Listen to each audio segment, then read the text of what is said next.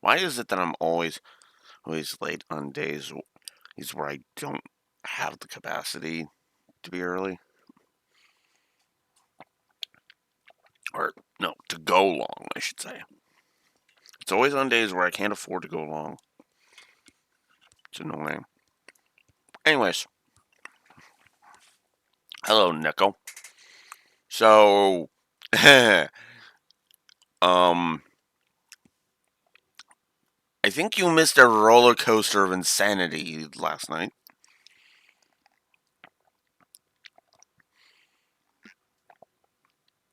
Because, yeah, a lot of shit has gone down. So, quick recap. Yep. Yep. Reen finally gets some answers, emphasis some, from Osborne. And I'm hearing myself. So Reen has gotten some answers from Osborne, and unfortunately, well, apparently there is a curse in Erebonia that caused Ash to shoot the Emperor. Yeah. Yeah. Oh, and get this, it was with a Calvard made gun, too. Gee, I wonder who's gonna capitalize on that shit. Here we go.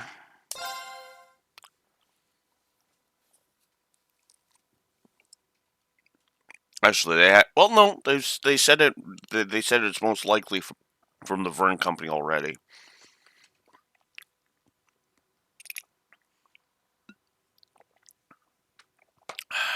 So yeah. This is your morning report on ongoing events. As of last night, the Imperial government has declared martial law by order of Crown Prince Cedric. A military command center has been established, and Governor General Rufus has been appointed as its interim representative. Further, as of this morning, railway access has been severely restricted, not only in Heimdall, but throughout all of Erebonia.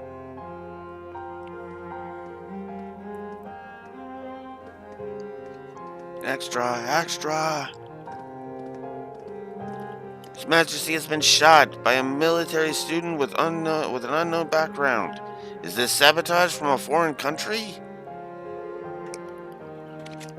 Was it one of those Thor students? A foreign country? It could only be.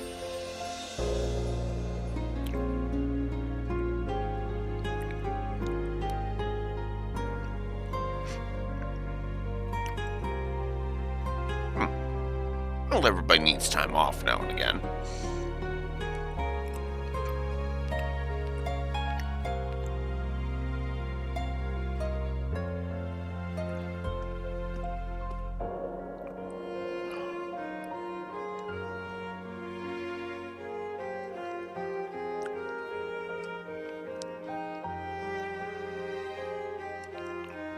We are currently using every resource at our disposal to determine the suspect's background. We will share this information with all of you the moment we are certain, so I ask that you wait for now, and above all, stay strong.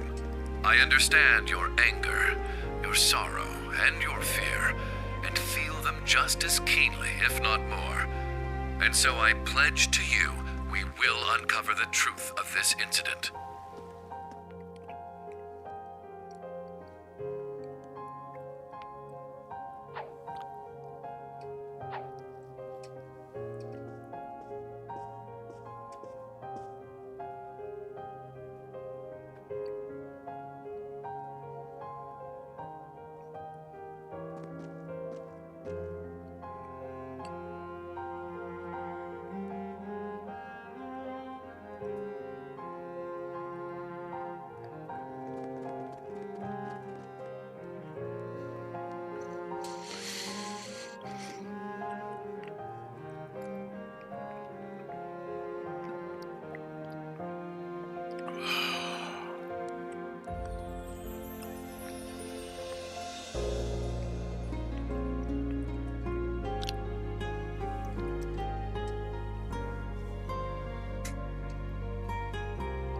This is the morning news broadcast for Trista. We're told the Emperor's current status is still critical. At this point, it's hard to determine whether or not he'll be able to recover. We now have a message from Prince Olivert to share with you.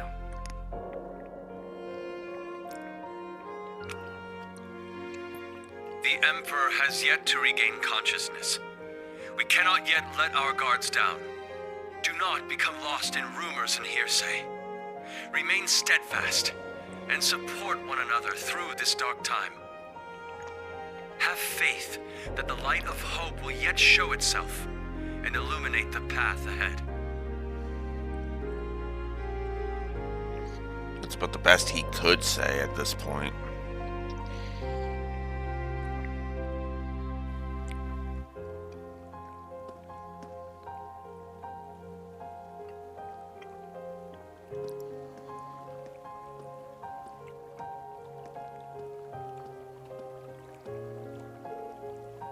How awful.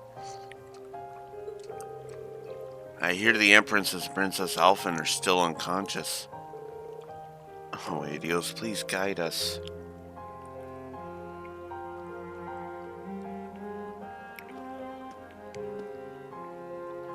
Yeah. Be a beacon for them, Emily's.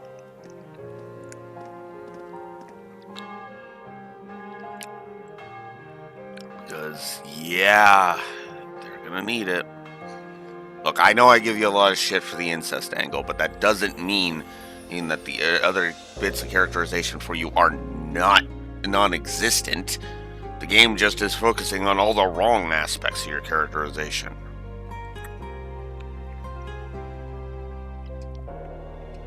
There's a difference.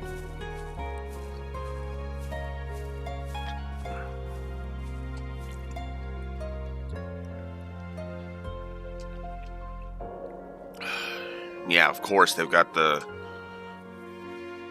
camp closed off.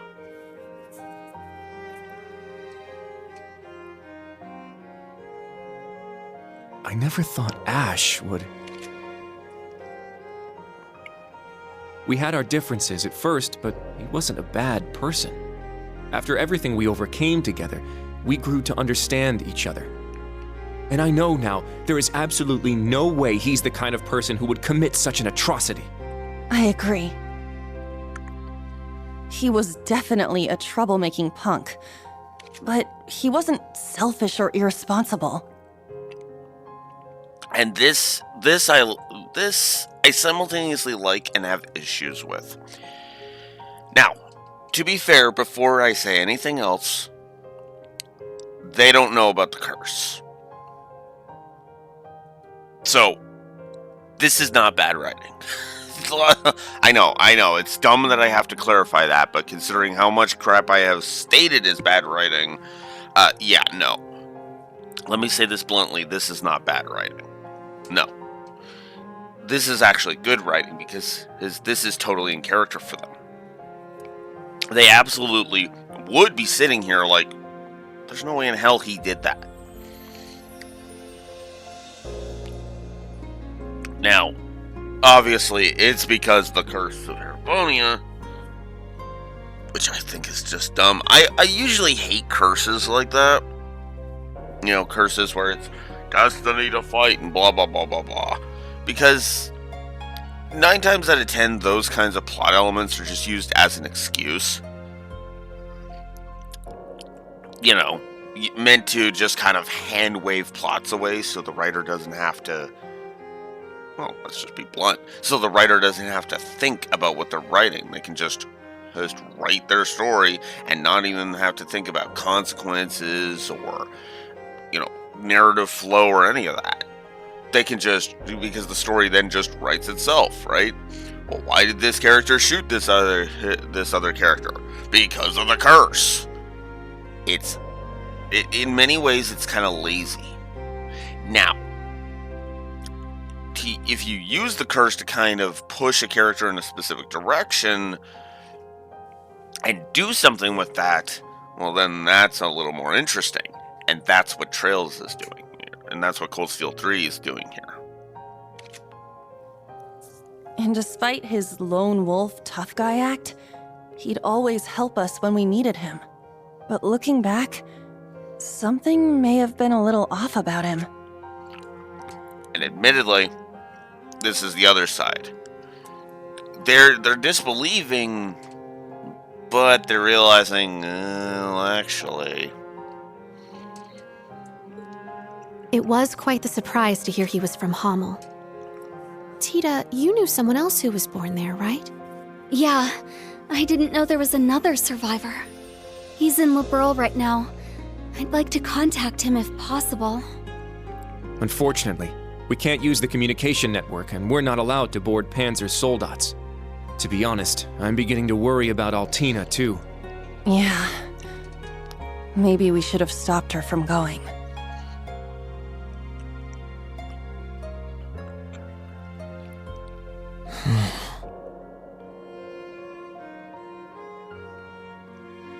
Rean? Never thought that kid could have done something like that. It's my fault. Even though he seemed like he was tough, I always knew he was a bit unstable too. I should have done something about it after our trip to Hamel.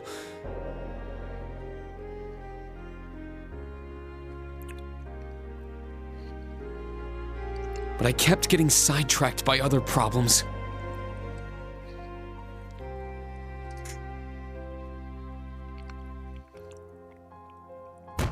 I failed him as his instructor.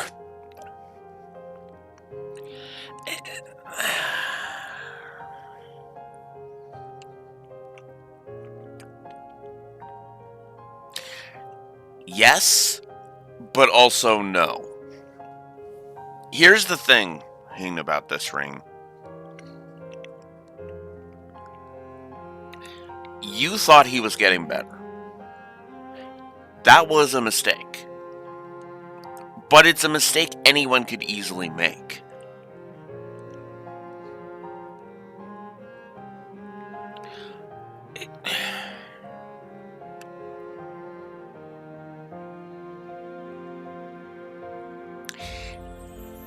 It is true, you did get sidetracked by a lot of other shit. But to pretend like that other shit... Yeah, mistakes do happen. But, so...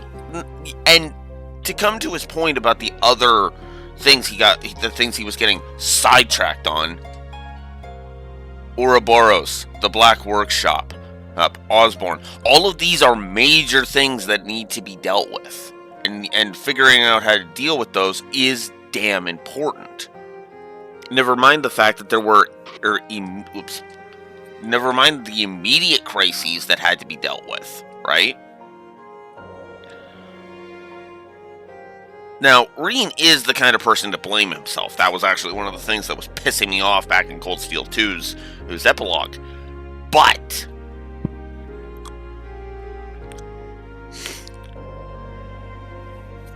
unlike there, where he was like, "Oh, I'm so responsible for all of Osborn's actions," this is Rean feeling bad about his own failures. And yeah, this time they are his actual own failures. He's not blaming himself for having a gun to his head. Actually, what's ironic is my character does that too. But at the same time, he's not going to just sit there and not take responsibility for his own actions. But the thing is that he's also not responsible for a lot of the stupid shit that happens to him. Just like Rean. That's not true, Rean. Yeah, I agree with Randy. This is my first time being an instructor, and I'm still a total half-ass. Toa is new here too.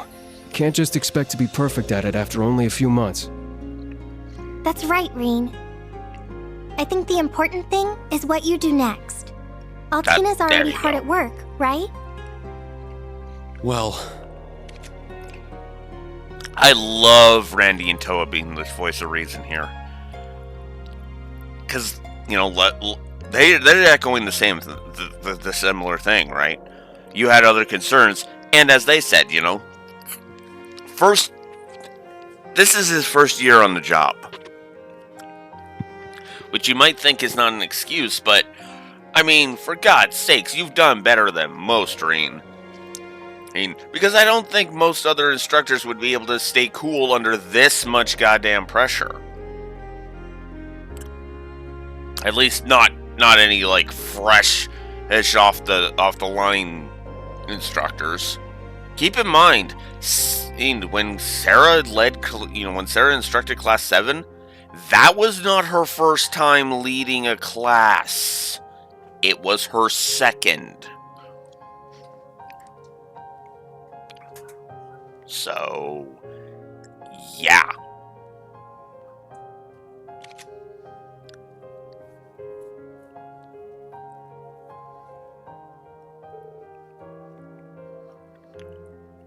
I received a message through the emergency channel. We've been called to gather. I must report to Intelligence Division HQ. But... Are you going to be okay? Right now, things are... There is no need to worry. I'm sure Milliam and Major Arundel will be there as well. However, I'm more worried about Ash. Well... What he did was so out of the blue. There must be something going on behind the scenes. And that black haze. I bet it had something to do with it. That's the only conclusion I can come to. It's possible he was being controlled by some manner of chemical or hypnosis. It is also fairly likely something of a magical nature was involved as well. Therefore, I will attempt to gain as much information as possible. I refuse to leave a fellow member of Class 7 behind. Allie. You've grown a lot. I agree. She's become very dependable. Even if you've been summoned, don't forget, you're still a student of Thor's. If they try to limit your actions, let us know through the emergency comm network. I'll come get you, even if I need to use Valimar to do it. Instructor Reen. Yeah, us too. We'll definitely come help you. I mean, if he ends up needing to use Valimar for that, I don't know how much help you'll be able to be there, Judy, but okay, fair. I know, it's more about the fact that they've got Altina's back than the actual thing, but I have to poke fun. This is dark. We have entered the darkest part of the Trail series, no question. And yes, I do include Kevin's backstory in that. Kevin's backstory was dark. Like, incredibly dark.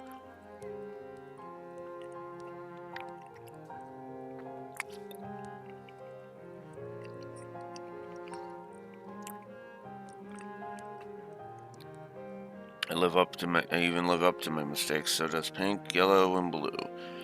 I look back on my mistakes to know not to make them again.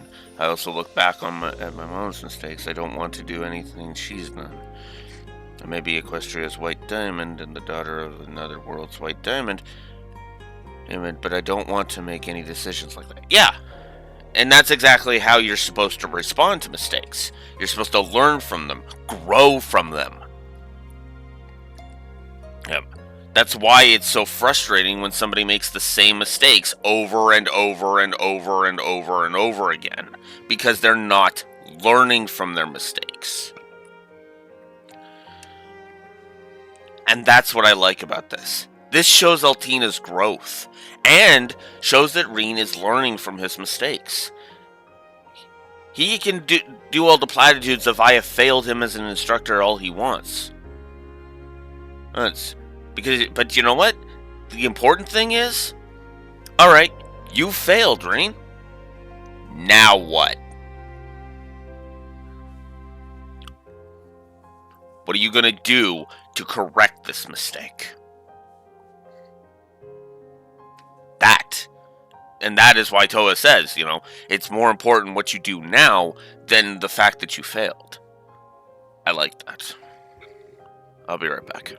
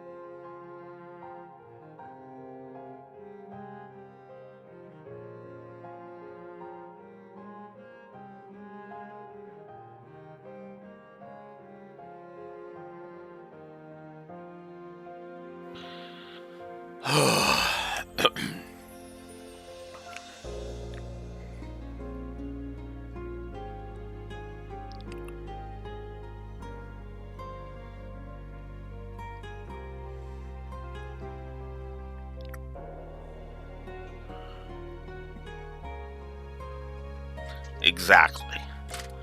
Exactly.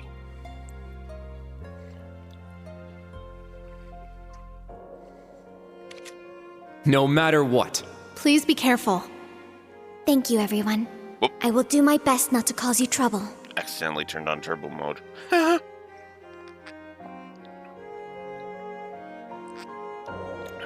Not super mega turbo, but... You're right. I can't afford to fall behind the students. The principal and all the others are doing everything they can too. Seems like the principal went to the authorities and Michael went to the RMP headquarters. I hope they've made some progress. Oh? Rean, could it be? Yeah, it's someone from the old Class 7. Oh, Milliam! Rean, is Tilly there? What? No, she got an urgent call from the Intelligence Division 2 hours ago. But you didn't... Nope, not me. Lecter's busy with something too. So that means I'm too late. Too late? What's going on? Oh no, it's nothing. I'll take care of it, so don't worry. Milliam! Telling me not to worry about something is just gonna make me worry about it all the more. God damn it! Emmett, Milliam. Milliam, all this time in Class 7, you haven't figured that out? Ah!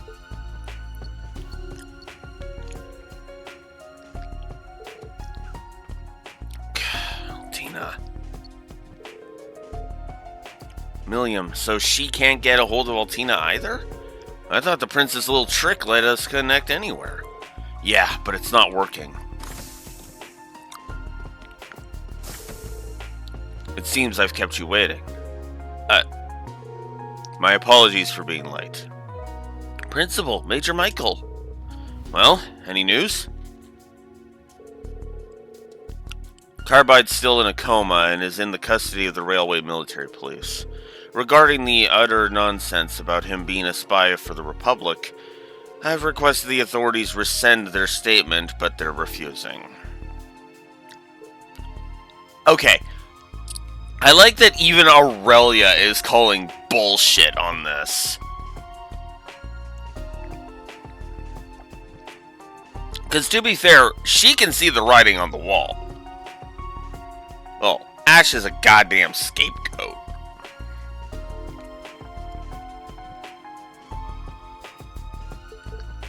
Oh.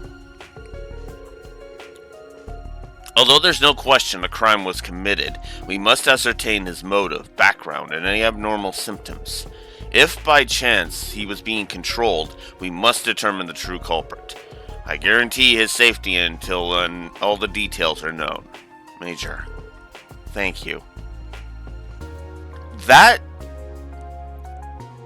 I don't want to say that's out of character for him, but this is the problem with him. His growth is completely off screen. At least I feel it is. Because he keeps that stupid stick up his ass mentality and it kind of pisses me off. Yeah, thanks. I don't need your gratitude. He was one of my students too. Anyway, aside from Carbide, it seems things are becoming even more dire. Huh? I need you to gather all students in Car 3. The government will make an important announcement, and we've been instructed... excuse me. And we've been instructed to listen into it. Yep. Here it comes.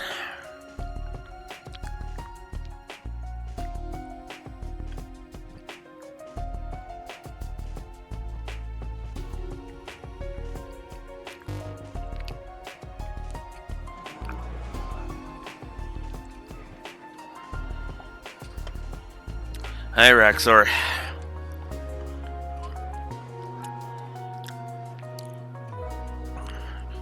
Just in time for shit to really start hitting the fan. This brings me back to right before the Civil War began. Welcome back, Neko. Oh yeah, when the Blood and Iron Chancellor was shot. Okay, we cannot. We must not. And we will not. With blood and with iron, we shall mete out justice.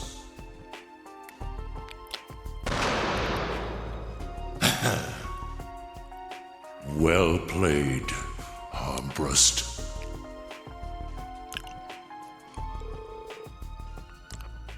What's the security like this time? All buildings within a 3,000 arc radius are on full alert. There are security airships patrolling the area, too. Dearest people of Heimdall, and all citizens of Erebonia, I am Cedric Ryse Arnor, son of Emperor Ugent.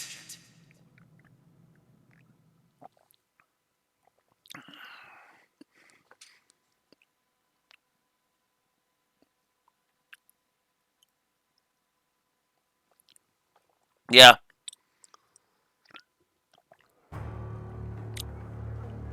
I agree. Full on agree with that.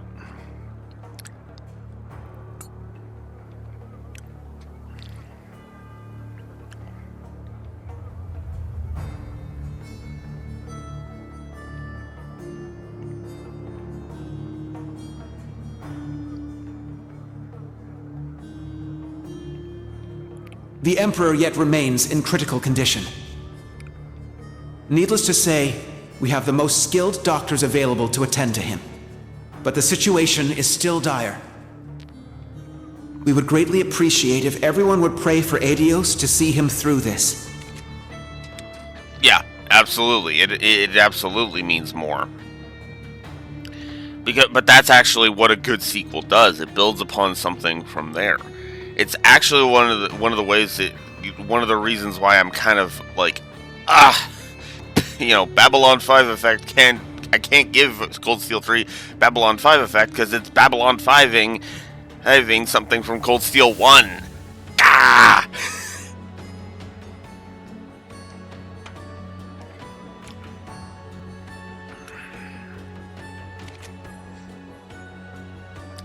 However, this incident demonstrates without a shadow of a doubt the scope of the threat looming over our nation, and the identity of the foreign power that orchestrated this tragedy. In my father's stead, as Crown Prince, I hereby entrust the fate of our nation to a man I'm sure you may all be familiar with, Chancellor Gileath Osborne. Alongside him will be Governor General Rufus Alberea, who has already proven himself instrumental in overseeing the military command center.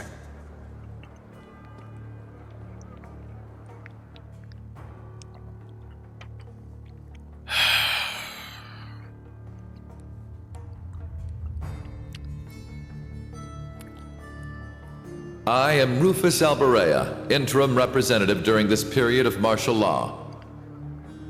We are still in the process of investigating the events that occurred at Valflame Palace. However, we have identified the weapon that was used.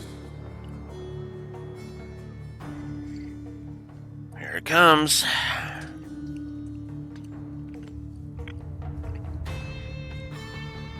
It was a handgun manufactured in the Republic of Calvard. It was a Verne Company make. It was made of a material that allowed it to pass through metal detectors without being discovered. Further, it has come to light that in the past few days, nearly 100 Calvardian spies had infiltrated Heimdall.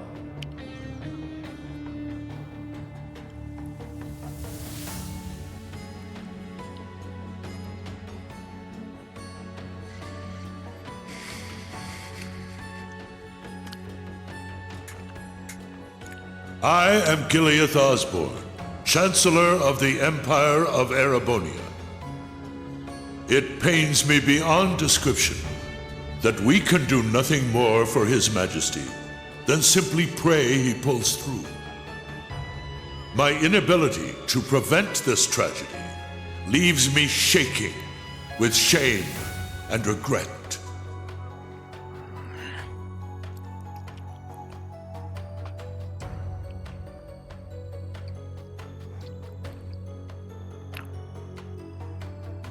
Don't spoil Blue Wolf. Don't spoil. But I ask you, is this the time to cower in our homes? To sit and wait and worry? No, it is most emphatically not. After countless instances of military activity at our borders, our neighbor has finally become brazen enough to send spies into our capital. Yeah, that part is true. That part is absolutely true.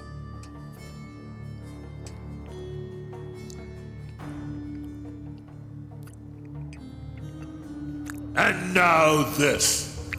The message they have sent us is clear. For hundreds of years now, they have been a menace to our nation. Yeah. But this is no less than a declaration of war.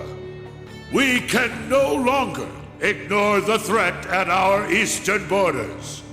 The Republic of Calvard. That's very true. That is just how large nations do that. Because keep in mind, it was also even a logical move for Calvard. Because they caught wind of the fact that Osborn was planning to go to war declare war on Calvard. He just needed the perfect excuse. And thus, now he has it. In other words, he capitalized on their on their response.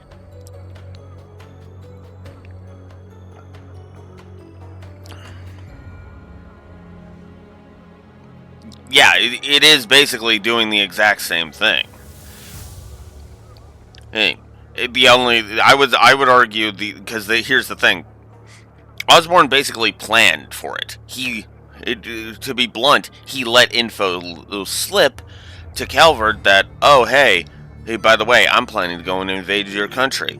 So then Calvard responds to go and figure out just how true all of that is, and that gives Osborn the casus belli he needs to actually declare war on Calvard, which is what he's doing right now.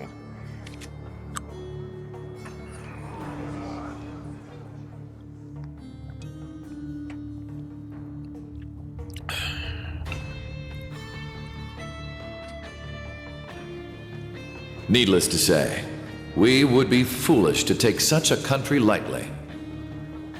Their size and military might are nearly equal to our own.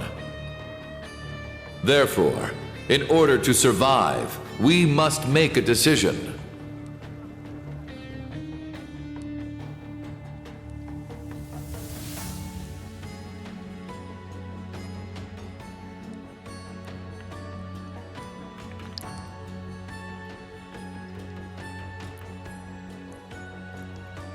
We must put aside the difference between noble and commoner, between individuals and organizations. In order to overcome this dire threat to our way of life, every citizen of Erebonia must come together as one. To enable such a feat, we will establish a new law in the coming days. It shall be known as the National Mobilization Law.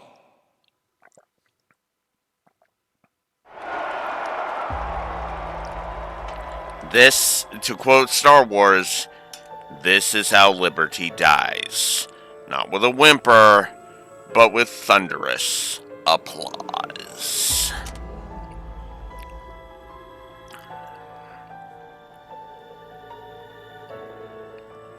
National Mobilization Law? The heck's that about? That sounds pretty pretty scary. Oh, you have no idea, my friend. You have no idea.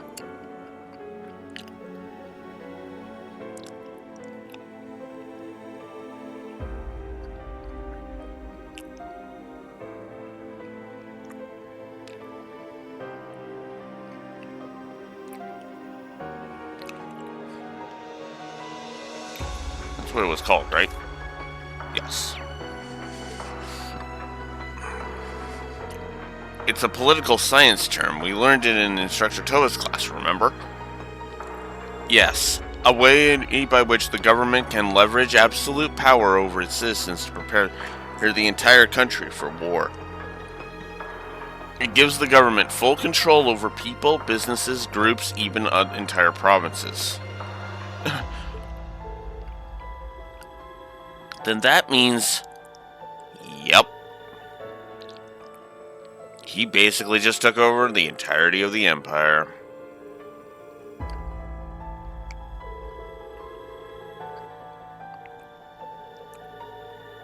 Political scientists have been debating over whether or not a crisis like this would ever actually happen. Now that it has, it will be used to justify things like confiscation of property and drafting. Are you serious? And an ideal environment for a dictator.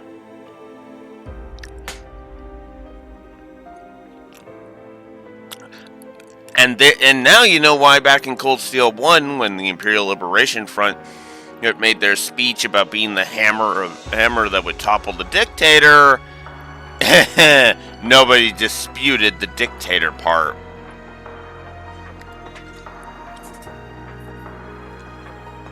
That's the best part right there. Nobody disputed the dictator part.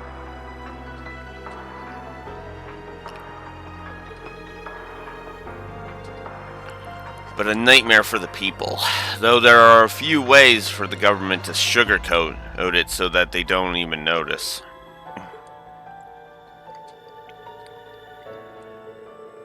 So that's what they meant. The surface and what lies beneath intertwining, just like His Majesty and the Chancellor said. So everything's starting to connect. Wait, then that means Ash was a convenient pawn or a prepared sacrifice? Either way, hey, it seems some giant wheels have been set in motion, the likes of which we can't even imagine. This is all simply speculation. No, Michael, it's not!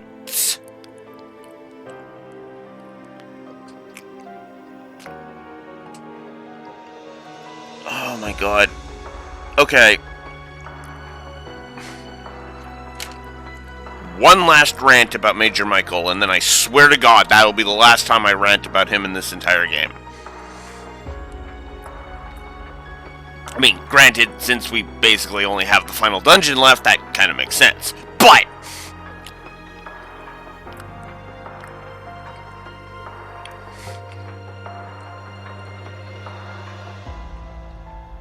here's the thing.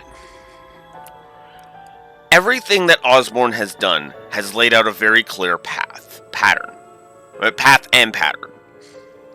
Okay? Osborn is extremely ambitious. All of the pieces fit. All of Osborn's actions have been to this point. The problem that I have with, the reason why I've been giving Claire so much shit for worshipping Osborn so goddamn much is because as I know how frickin' evil he is. And you know what? Even at this point, when I first played this game, before all of these events, I looked at this and I was like, yeah, no, he's pure evil. Because I saw him as... I knew where they were going. All of his actions were the rise of a fascist dictator. And I knew that.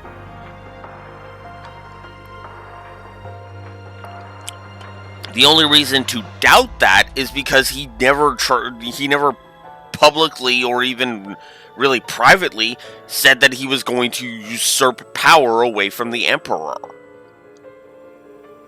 And arguably, he never has.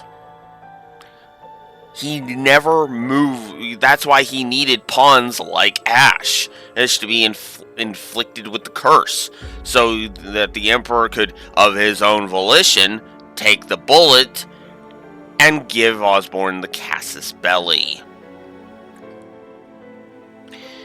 This is actually insane when you think about it. It's a overly convoluted plan, and yet I would argue Osborn's kind of planned for different kinds of contingencies. I don't think I think the reason why Osborn is able to say, pull a death note and say, "I've won exactly as planned," is not because everything has gone to a T, his exact one plan. I think he had multiple plans, so to account for multiple variables, right? So, okay, so here's this over here, and here's this over here, and here's this over here. So he actually had to plan for different variants. I don't think the whole, when he got his, for example, I don't think, Dieter gaining Kia's power, for example, was all according to Osborn's plan. I think Osborn just capitalized on Dieter, as I stated back in Azure, jumping the gun like 7 times in a freaking row like he did. Because again, it was more like 3, but again, all of the stuff that he did, the Declaration of Independence, the freezing of assets, and using Kia's power. He jumped the gun did a triple whammy of gun jumping, and it backfired on him horribly.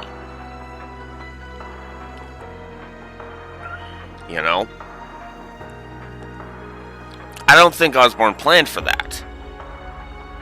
Now, and in a way, I actually think there's a double meaning towards the well-played Armbrust line from Cold Steel 1 that they flash back to. Because that basically just pushed Osborn towards a different thread. A different one of his scheme tracks, right? Okay? Kind of a if A happens, do B kind of thing.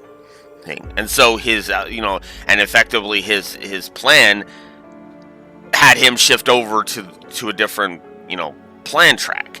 He was just going to go straight up invade Crossbell, but then Crow shot him, and that shifted his focus to a different direction, kind of thing.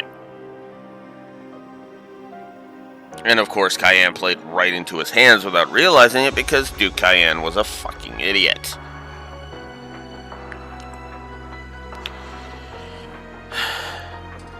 And that's why I get so vitriolically angry at Major Michael.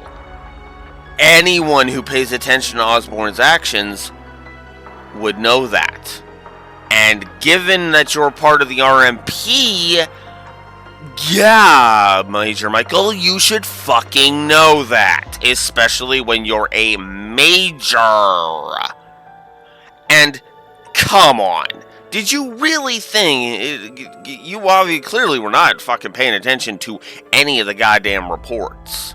Oh, and also, pretty funny how you never realized the convenience of Arundel of Lecter being in there as soon as trouble was brewing in every one of your field exercises. It was just a hand reading his Ashen Chevalier orders. It's called pattern recognition, Major Michael. By the time that third set of orders was handed to him, you should have been thinking, say, I wonder if Schwarzer is a puppet on a string. Which he was the entire game.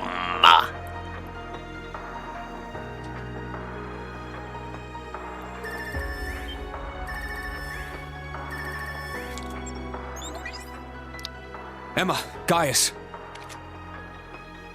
Rean, are you at camp? We need to meet up and talk about everything that's happening, including that speech just now.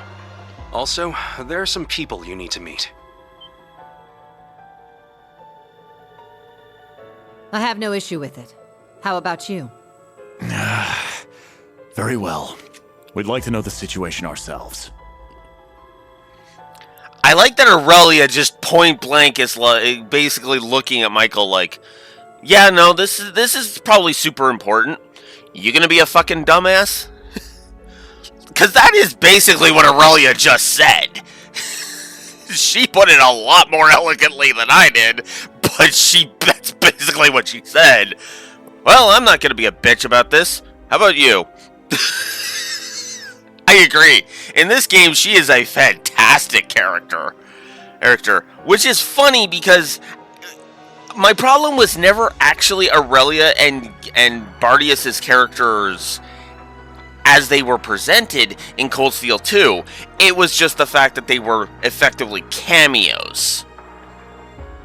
And they were just kind of there to poke their head in and say, "Hi, we're ridiculously strong. Be thankful you're not fighting us. Bye."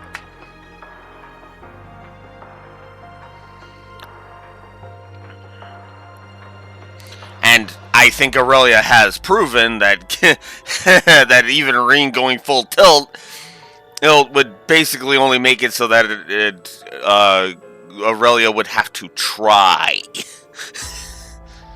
Although, well, okay, debatable, but I would still argue it would take until the end of Cold Steel 4 for him to have surpassed Aurelia, but that's beside the point. And I still say it would be a close match even then. At least that's the way I interpret it.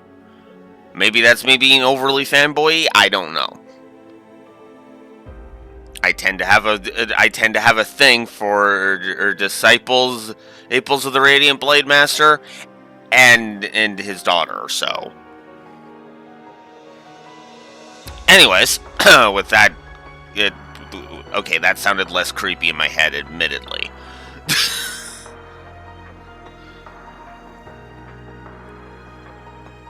But how do we leave the camp? Good point.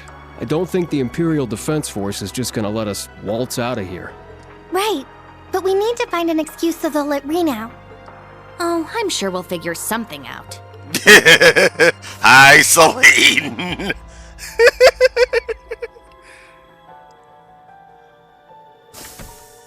Celine! Yeah, that's true.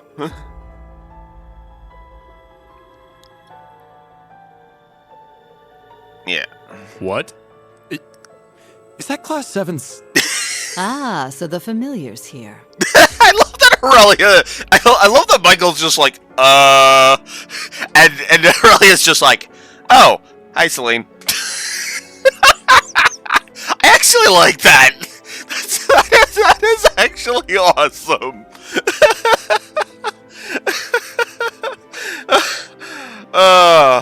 Oh, that's good. Oh, that's good. Shut up and follow me. Get moving already. Follow you where? Do you recall that old oak tree in the center of camp? I'll summon a magic circle by it that will let you travel through the spirit veins. You can do that? Man, this magic stuff sure is handy. Take us with you.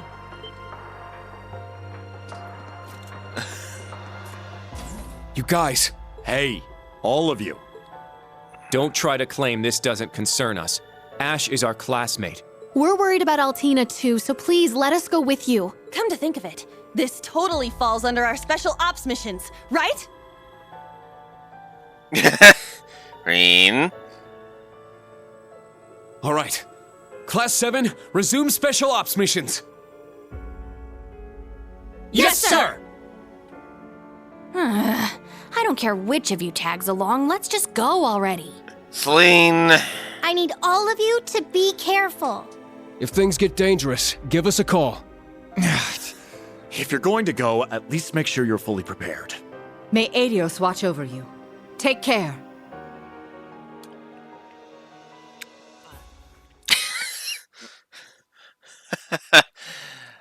Final chapter. For whom the bell tolls. Ask not for whom the bell tolls.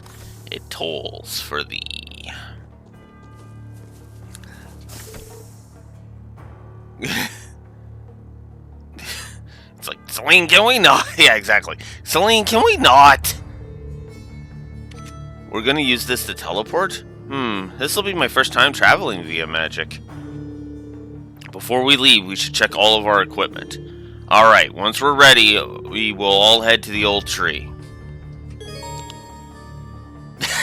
I mean, it fits. The bell was tolling for Crossbell. Actually, what's funny is they missed the opportunity for a pun, and by not naming any of their chapters in the Crossbell arc, for whom the bell tolls. That's actually kind of funny to think about now.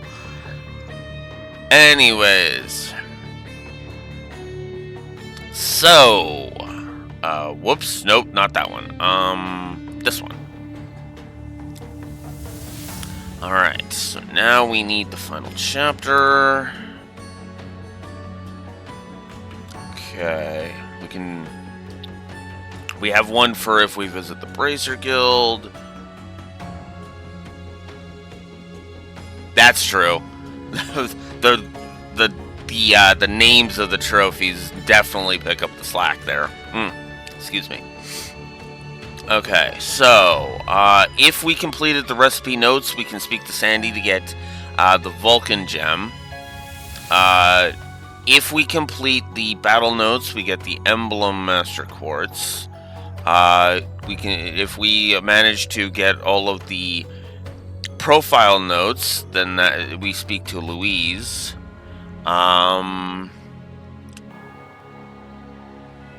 We can pick up the Imperial Chronicles extra issue. A cat is being really annoying, and I don't mean Celine. Give me a moment.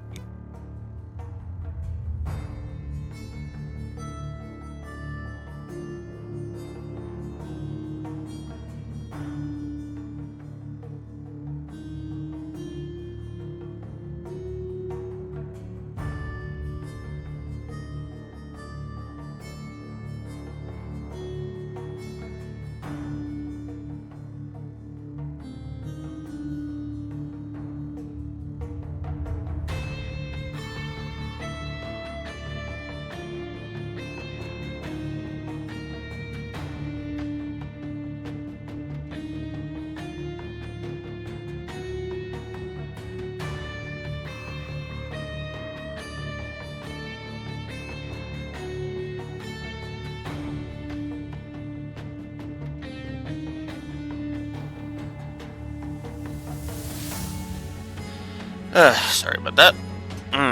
Anyways.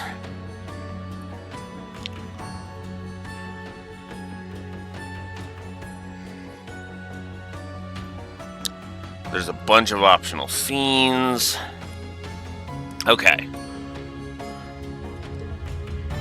Alright, so we got 10 vitality droplets, 10 power droplets, 10 fortitude droplets, 10 magic droplets, and 10 spirit droplets. Holy crap. Alright, no. Oh, hello.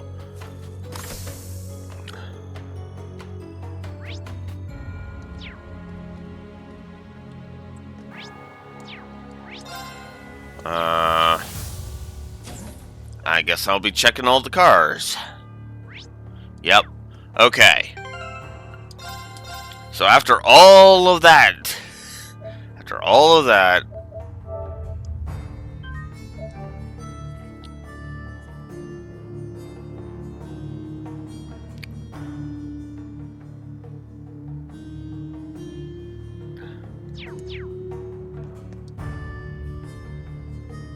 oh, we can report requests. Do I have any that are unreported? That's a good point.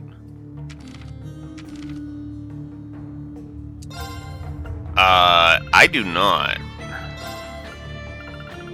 Okay. That makes sense. So, however, we can talk to her. All that's left to do now is to wait for the machines. Principal Gwyn? Don't worry, your pretty little head's about it. So, Schwarzer, how's that power of yours treating you lately? Well, I'm able to control it better than I could, but I see. In our current situation, you'll find yourself needing to rely on it more than ever. Ah. Hello, Sir James. James? James? Welcome to my stream. I like to chat with viewers who pop in, and I like to say, welcome. Kai came in at an interesting time, as we are in the final chapter of Cold Steel 3.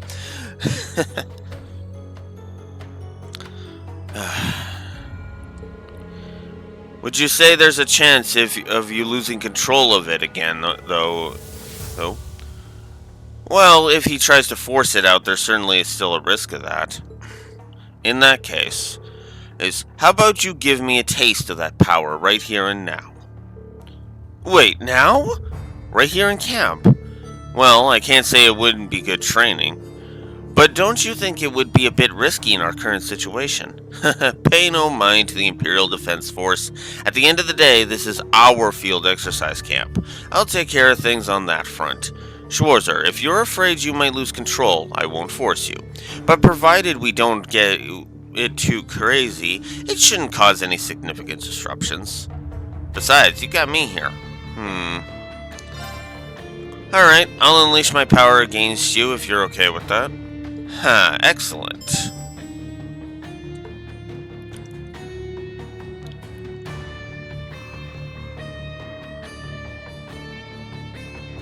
If we manage this, Reen's stats will go up. This should do. I didn't expect you to be here. Lady Aurelia, how can I help you? Please tell me what is going on. Oh, this is just a distraction. I'm about to teach Schwarzer here a lesson. A lesson? All use of weapons is prohibited. I'm already following most of the rules as is, so I'd appreciate you cutting me some slack. But in any event, how about you justify treating a student... And how do you justify treating a student of the branch campus like a dog of Calvard without any proof whatsoever? If you do not wish to irritate me any further, then be a dear and keep quiet for a while. By the way, I would appreciate it if you passed my sentiments along to your superiors. We do not want to complicate the situation by causing any additional issues. Thus, we will just pretend like we didn't see anything.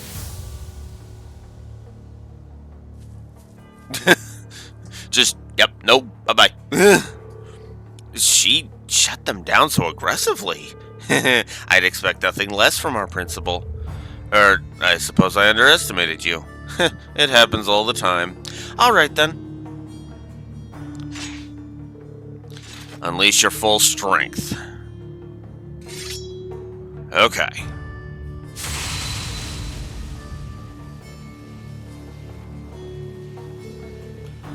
This is really something amazing. Yeah, what incredible power. It's so impressive every time I see it. Here I go. Ha, come! Now, give it your all!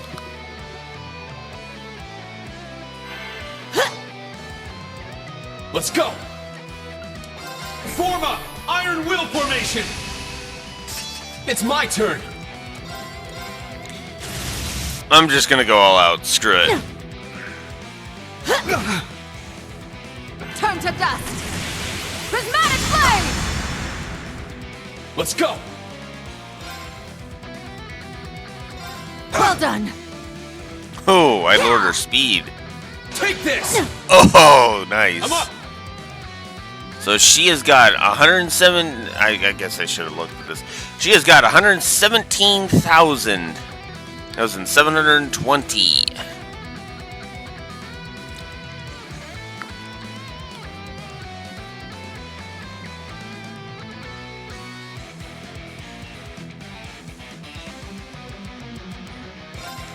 done. I'm up. Well done.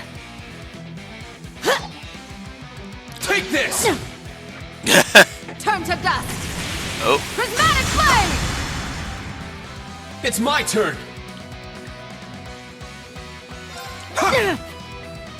I'm up.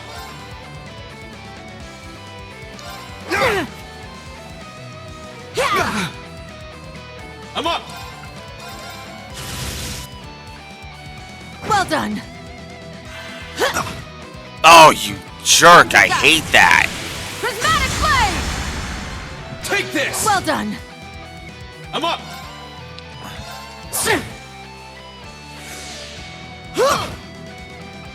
Let's go. No. Form up. Iron Will formation. It's my turn. Uh-oh. Nope. I'm up. You know, I wasn't actually trying to turn Reen into an evasion tank. It's Like, my at turn. all. Turn to dust. Prismatic blade. It's my turn. Okay, Yeah. we'll just do that. And that. Interesting. Oh boy. Show me you can withstand this. Oh boy.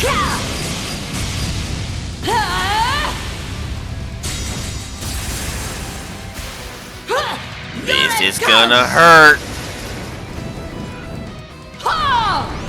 Rakshasa! Onslaught! I can still fight.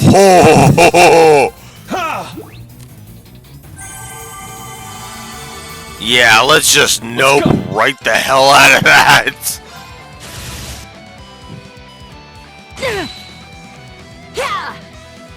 Take this. Hot damn.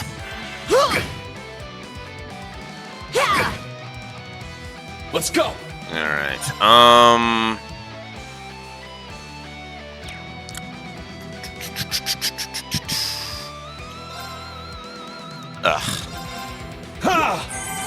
Alright, let's just heal up. I do not trust this at all. I'm up. Reactivate Iron Will. Let's go. Start striking. It's my turn. It's my turn. Oh boy.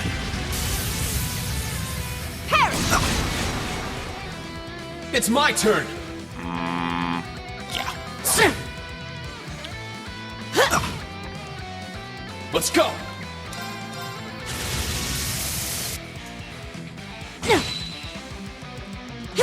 No way! Oh boy. Oh crap. Oh, miss. Let's go. Well done. Yes! For everyone's sake, I can't afford to lose.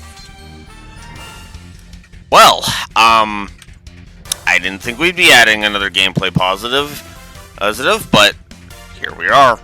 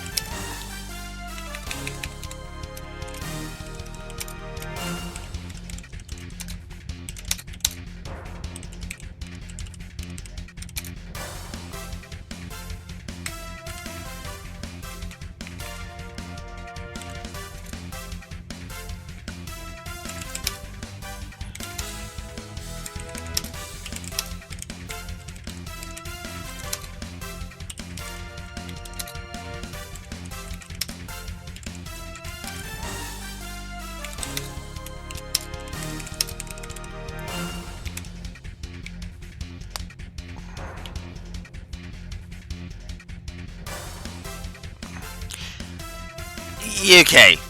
I know I said that I think Aurelia would still beat Reen. Yeah, I'm pretty sure we're about to see a won the battle, lost the cutscene type of event where Aurelia's just going to get right back up, so my statement still stands. And yes, I am absolutely going to give that a plus. Because that was awesome. Again, like I said, I didn't expect it to be adding a gameplay plus just immediately. But there it is. I somehow managed. So this is your power. I have withstood it. Looks like even I'm no match for you, Principal Aurelia. There's no need to be so humble. Your sword is plenty strong. So strong, in fact, that if you continue to sharpen your skills, you will undoubtedly achieve true greatness someday. I think you may be overestimating me. Considering one of the things I know about Cold Steel 4, no, she's not. So what exactly is true greatness? I think I remember Viscount Arcade mentioning something about it. It's difficult to explain, but you can think of it as a milestone or goal that all martial artists strive to reach. So it's basically the power to grasp the true nature of something, and not only to understand it, but to be able to put it into action. To be honest, I believe Principal Aurelia has already attained such standing. I don't really get it, but it sounds impressive, I guess. In any case, with this battle you have grown once again, and you shall grab hold of even more from here on. If you continue to do so, you will be able to see the light, no matter how difficult the situation. Principal Aurelia, thank you so much. I feel a little more confident in myself than I was before, and with your words behind me, I'll keep on striving towards that greatness. And with that, the Branch Campus quest Ever Greater Heights is complete, and we gain 10,000. Reen mastered the Order Gold Dragon, and his strength and defense went up by 10.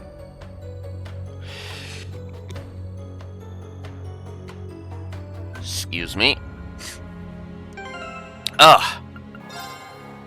Gold Dragon. 10 turns of plus 50 crit?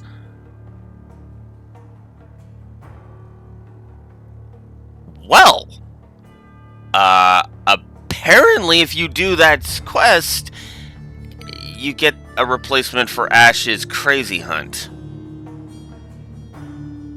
Huh. Okay. I'll take it. And yes, for the record, I have never completed that quest before. Alright. So, what do we got? What else do we got here? Okay, so we do have that we could go do if we wanted. This is basically the point where that quest pops. So, and I guess there's just, you can literally just do that, Well, I've missed a couple of quests, so there's really no point. I should just get on with it. So,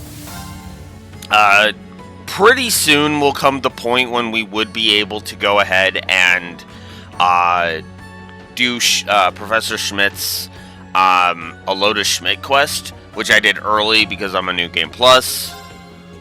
So we're just going to go ahead and we're just going to give Yuna her ultimate weapon now and get on with it.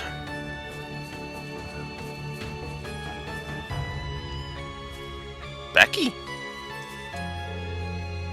Guess you're all heading out? Yeah, I can't just sit here and let this play out.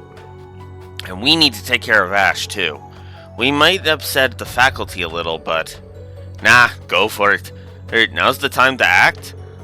No doubt that the government's been playing the long game with this. This'll be our only chance to figure out what's going on. Hun. You know what's funny? Hey, you know what's funny? This is just proving my point about Major Michael being an idiot. Because even Becky's looking at this like, yeah, something's up. I'm gonna hit some people I know, gather any info I can. I'll get in touch if I come across something worthwhile. You talking about Hugo? Good idea. We can get good intel from him. Got it. Thank you, but do be careful. No worries. They cannot keep contract employees like us on lockdown. You lot are the ones who need to be careful. Careful, though. That is very true, Becky. Okay, I need...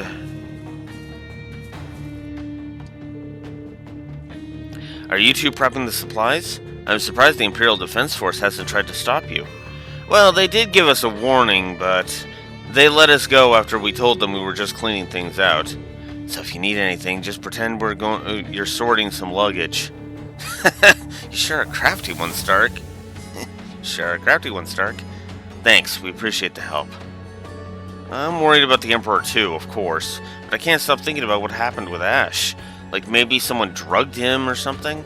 Come to think of it, there are some cases of strange drugs in Crossbell a couple of years ago. Yeah, and Blue Wolf got all pissy about a certain gang member taking said drugs in the sequel. Anyways, either way, we'll have to make sure the government doesn't slack off on their investigation. I'm sure if they look into things, they'll go easy on Ash. You both really believe in Ash, don't you? Yes, of course. He's one of our irreplaceable friends, after all. An irreplaceable friend. Do you hear that, Ash? Just tell me what you need. We'll grab that. Okay,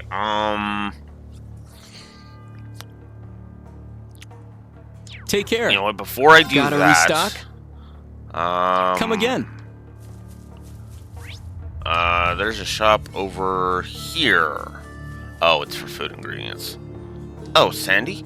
Are you preparing for lunch? Yes, it's still really early, but I can't just sit around and do nothing. I understand. But now there's nothing else I can do. Maybe I'll think of more recipes while I'm preparing food. That being said, I don't really can't really think of anything right now. Sandy, instructor, maybe we can share our recipe book. Good idea. But we should get some more recipes before showing it to Sandy. That's true. Okay. Yeah, because there's not really any new recipes that we have, so...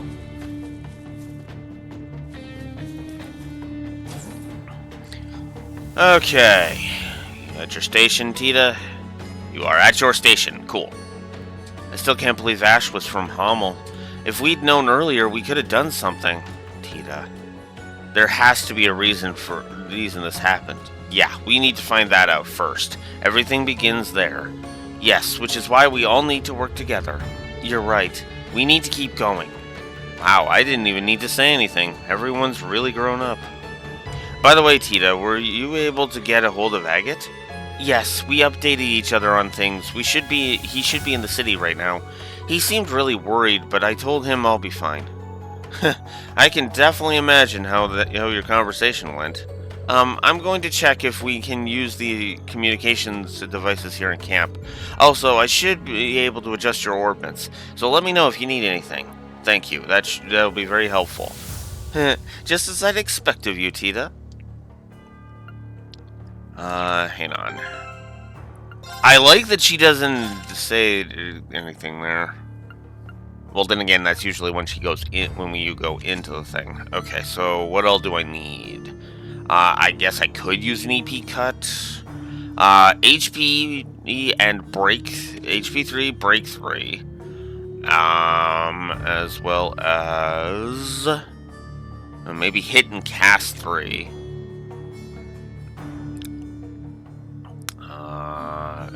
And evade and attack 3. And maybe impede 3. Okay. I'll help. Oh, okay. Well, there you go. I can get 1. I cannot get any HP 3s, which sucks. Can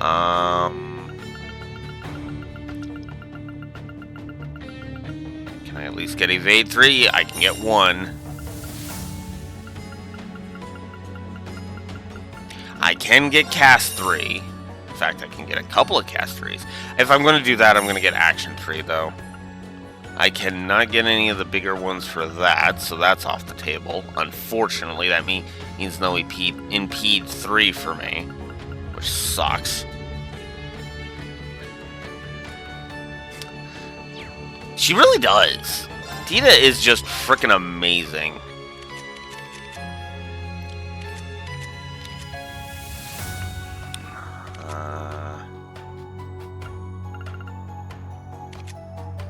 Let's see.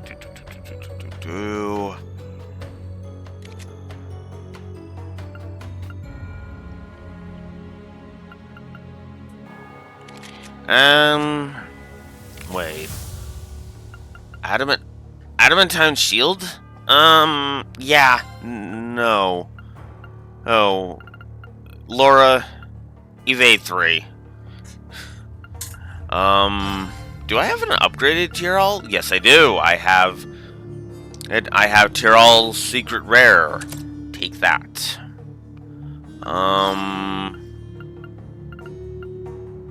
Let's see. Freezing enemies.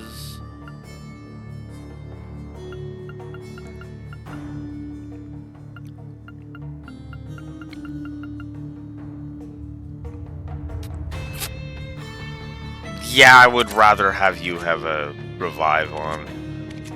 Diamond Nova.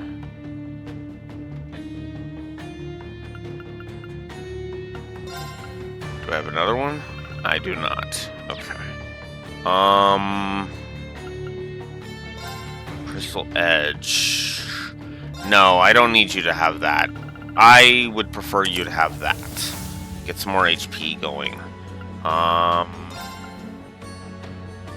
Oh, wait.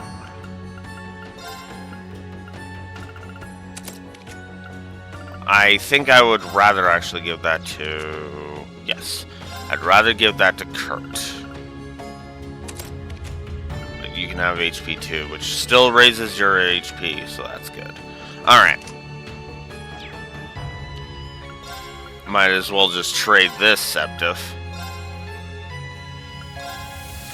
Alright, so if it's all going to be items, then I am going to just buy a crap ton of items.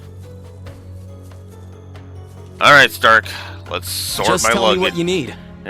Let's sort my luggage some more.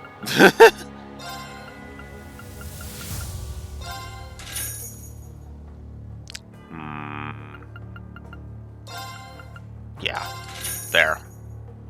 Alright.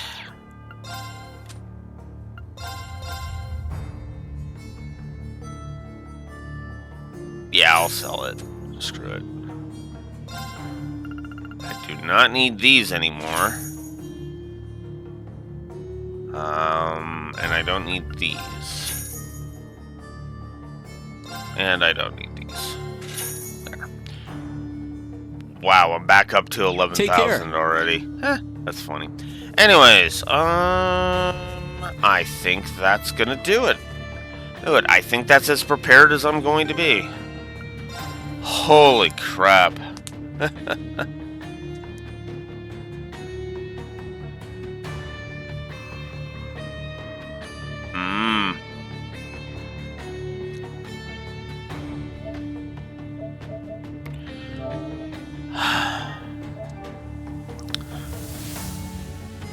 Oh, right. If I want the AP, I kind of need...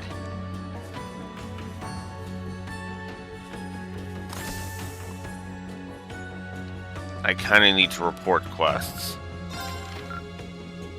Continue to train hard. Whoops. Rondor. Alright. I'm not gonna bother with any more of the side quests. There are 2 more monster quests you can do, but because I didn't do the ones from the last chapter, they're not gonna mean anything, so... It's not gonna mean anything towards a trophy or anything, so... And they are literally just monster extermination requests and the Lotus Schmidt quest. That's it. Here, this is a blind spot from the entrance. Yes, this will do. Now, to expand the teleportation circle, are you ready? Yes, let's do this. Let's get all of the cutscenes let's get today's session of cutscenes out of the way, because that's pretty much what this is gonna be. Whoa. So this is a teleportation circle. Alright, here we go. That's part of why I was just like, yeah, I'm absolutely gonna do the Challenge Aurelia quest. So that way there was at least some gameplay today.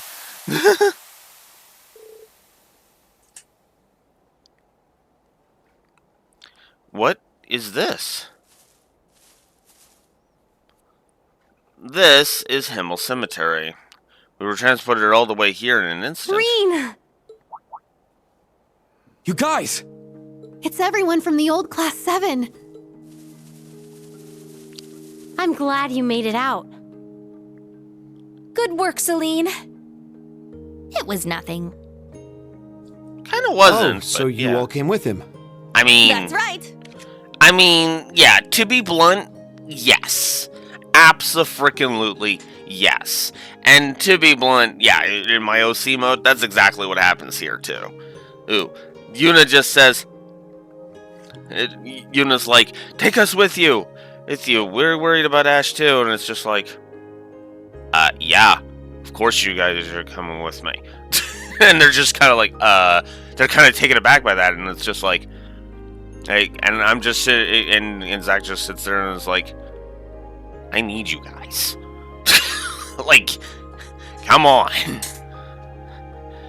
And then Zach just looks at Yuna and is like, remember what I told you all that time ago? About what happens when a man stands alone? Oh, yeah. Well, we ain't letting that happen. It's like, good. Then let's go.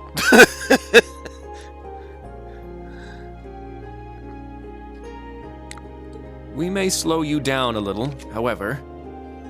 Not at all. It will be a relief to have you with us. All this concerns you guys just as much as it does us. No shit. Milliam isn't with you after all. Yes, she rushed off this morning, and I haven't been able to contact her since. What in the world could she be doing at a time like this? When she called you, it seemed like she was worried about Allie, right? Yeah, something's definitely going on. We'll just have to leave it to Milliam for now. Yes. I'm worried, but I'm sure she'll be fine.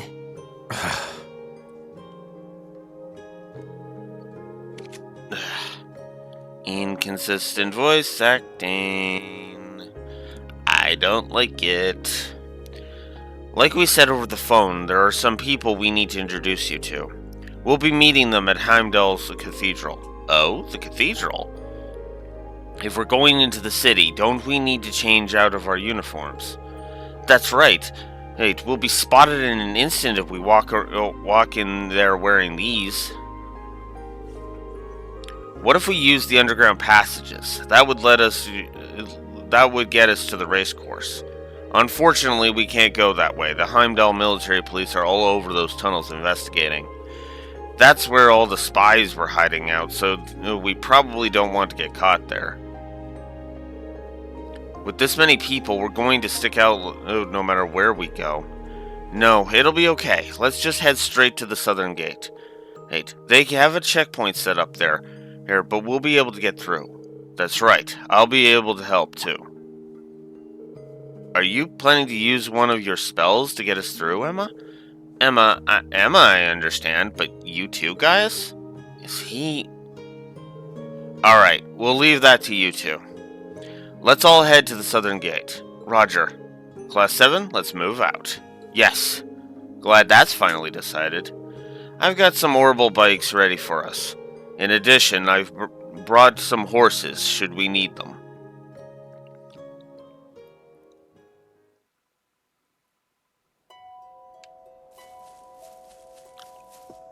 Alright. There is an extra scene over here, if you want it. I don't really care that much, admittedly, but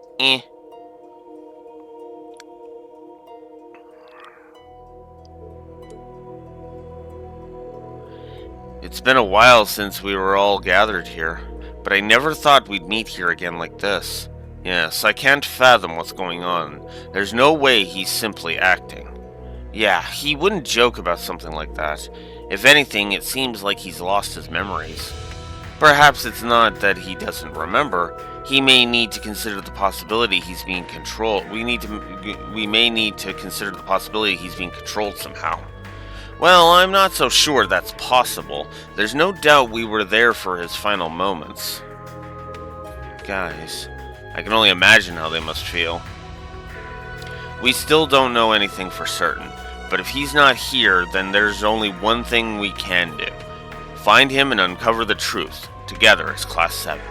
Yep, if we don't know, then we just need to find out. We'll rip that mask off his face the next time we see him. But before we can do that, we should deal with whatever's happening to the city now. I'm sure once we do that, a way to him will open up. I agree, there's no doubt he has some affiliation with the gnomes. I'm glad to see our goals lining up so nice and neatly. I'll go with you guys. After all, I am Class 7's former instructor.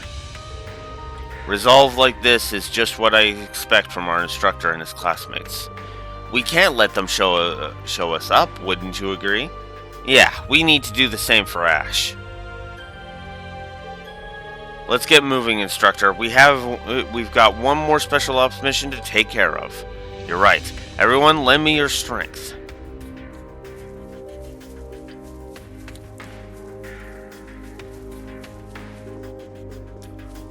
And in this timeline, she is just speaking metaphorically.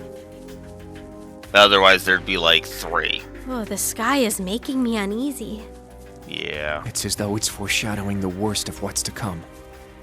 The spirit veins are a mess too.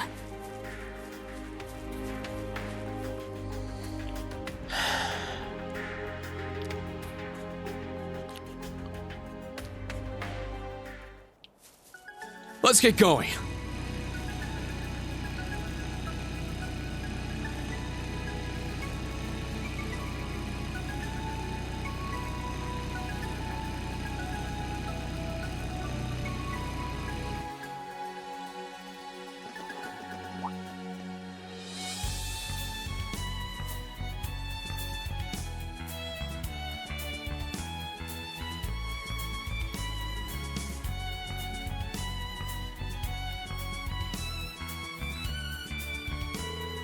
Heimdall Military Police Checkpoint.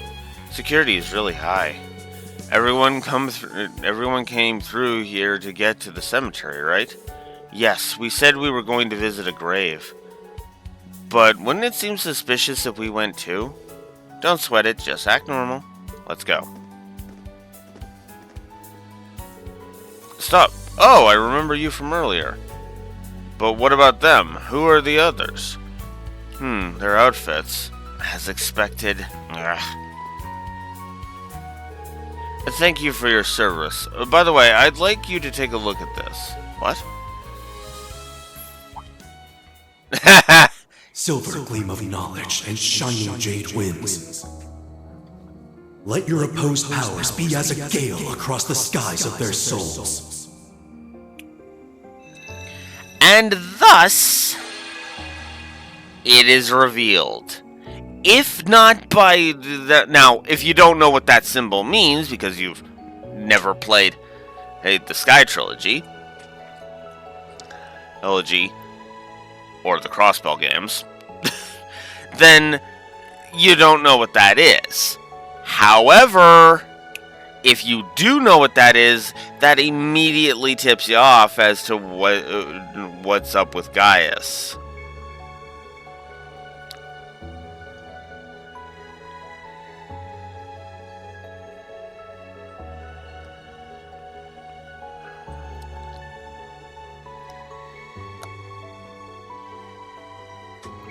I've been holding this in for so bloody long, it feels so good to be able to finally say it. Yes, that medallion means that Gaius has joined the Grolsritter.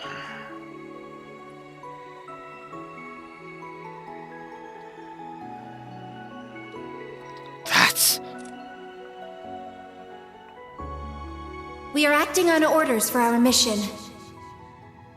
The students of the branch campus are accompanying us for this mission. There is nothing strange about us being here. Please inform the other members of the military police to allow us to pass, should they see us. Yeah. A mission. Nothing unusual about it.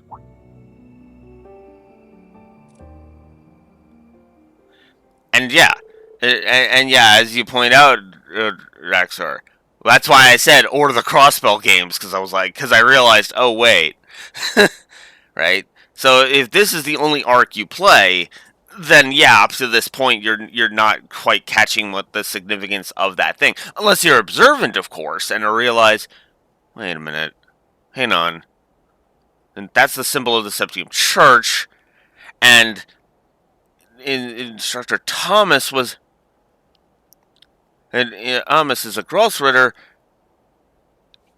and Instructor Thomas has been away for a good chunk of the game, and he only showed up around the same time Gaius did, and now it's all falling into place, right? By the way, that is actually something I will grant into Azure. I didn't see Wazzy being a Gralsritter coming. Spoilers. Like I said, full lore run, basically because of the marathon. But yeah, this is intense. This is nuts.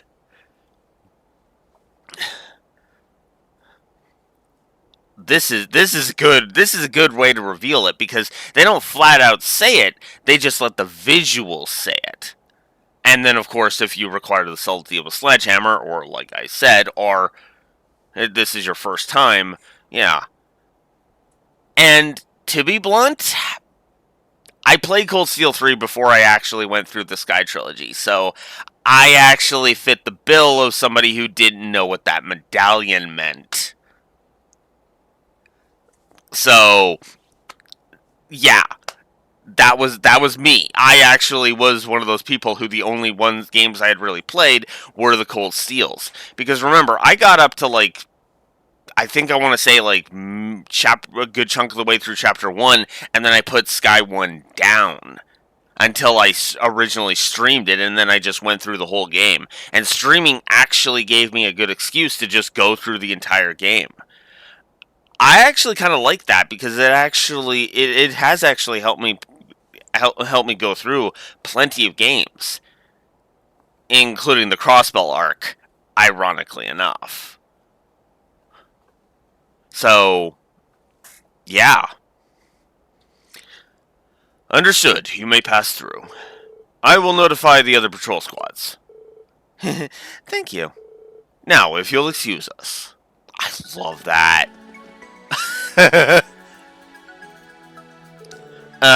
Well, that was easy. I don't even know what happened. The transportation spell was amazing, but that spell of hers was something else. But is it just me, or is there something more to it? There sure is. If that information is shared, the hypnosis will spread to each recipient. Wouldn't that put all the military police under your spell? This is far more powerful than what you could do during the Civil War. It was Gaius' spell that made all this possible, right? Gaius' spell? Well, yeah, I admit I was looking at that going, what? What? But what? Gaius doesn't have any magic? He's not a wizard. Well, yeah, that's true, but well, kind of true, but also kind of false, because the Gralsritter do kind of wield the type of magic. So, yeah. He did something with that metal-looking thing. Could it be? Well, in any case, let's head to the capital. Oh, we'll be able to clear everything up over there, right? Yeah. Unfortunately, I'm not at liberty to explain. Ah, the tram came at the perfect time. Alright, let's get on. I love this. I really do.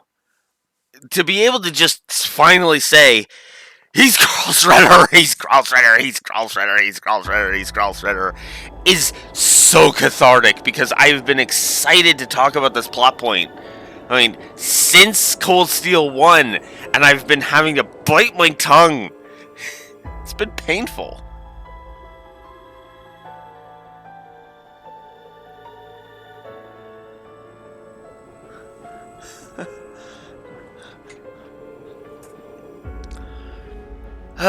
From what I've heard, things have been pretty hectic here in the city.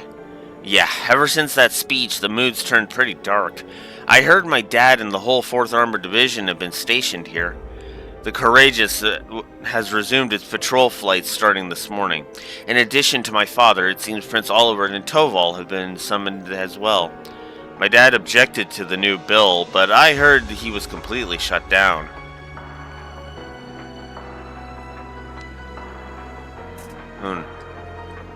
Sounds like they've already started bending the Imperial Chronicle to their whims. Isn't that a blunt assessment indeed? I was told they're reinstating the ban on the Bracer Guild too. There were notifications the west and east branches would be reclosed. I knew this would happen sooner or later. Didn't expect it to be this sooner though. That whole thing, but with His Majesty aside, it seems like they saw everything coming from a Selga way. Yeah, and they've gone as far as to spin yesterday's incident to suit their needs. The Blood and Iron Chancellor. Of course, my brother is lending his aid as well. Prince Cedric too, most likely. Kurt, perhaps you should pay your home a visit. I saw Arya at the training area this morning. She seemed quite worried about you. I see. However, I can't allow myself to leave during a time like this.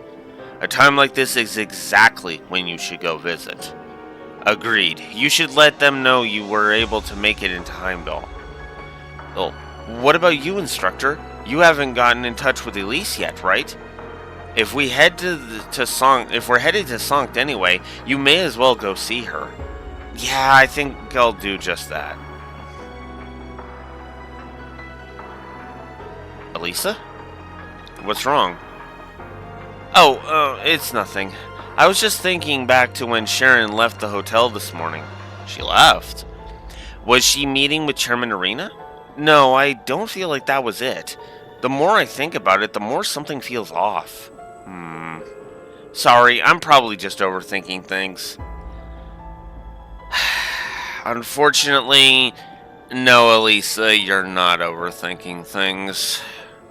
And God, I wish you were. And Adios, I wish you were. By Adios, man, I wish you were. Holy fuck. That was a while ago. She's probably back at the hotel now. The hotel's in the Sankt district too, right? Maybe we can go check while we're there. The next stop is Heimdall Central Station. Heimdall Central Station.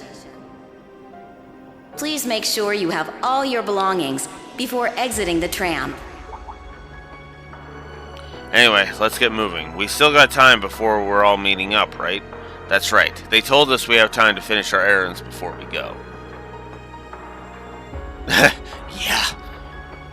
Yeah, I agree with that wholeheartedly, Neko. As long as we make it to the cathedral not much later than noon, we should be fine. Okay then, let's check the situation of the capital first. We can make our rounds and get acquainted with everyone. We should inform the others of our plan. Yeah, good idea. I'm sure they'd be surprised to hear we'd gone off without telling them. Alright, so now we have a bunch of bonus scenes we can go see. Hey. So there's the hotel, the Kevard Embassy, and St. Estrella in that. We have the Leica District, we have Drekel's Plaza, we have the Bracer Guild, we have the department store on Vanquish Street. There's a thing at that, and we already examined the grave. So, you know what? Let's go to Leica. We are absolutely we're absolutely gonna have Kurt visit home. That's not even a question. That's not even a question. Ashton, let us go and make sure we let your mom know you're good. What's going on, Mother? Where are all the students? I sent everyone out to gather information. I didn't plan to ask for their help, but they insisted. Looks like you've been through plenty yourselves. Yes, I figured this was the best course of action. Lady Aurier, do you have any information on the situation? Yes, but only up to a certain extent. General Van Dyke is forming an army at Guerrilla Fortress to the east. The 3rd Armored Division, led by Zex, received orders this morning and is currently on the move. However, I don't know what the 7th Armored Division, which includes Mueller, is doing right now. So they really are getting into position to face the Republic. What? We must prepare for the worst. We need to figure out what needs to be done, and then, as Vanders, go do what we must. Kurt, everyone, I pray you have good fortune. Yes, Mother. Please be careful as well. Whew. That is a bit more intense than I was expecting, admittedly. This is intense. I'm not gonna lie.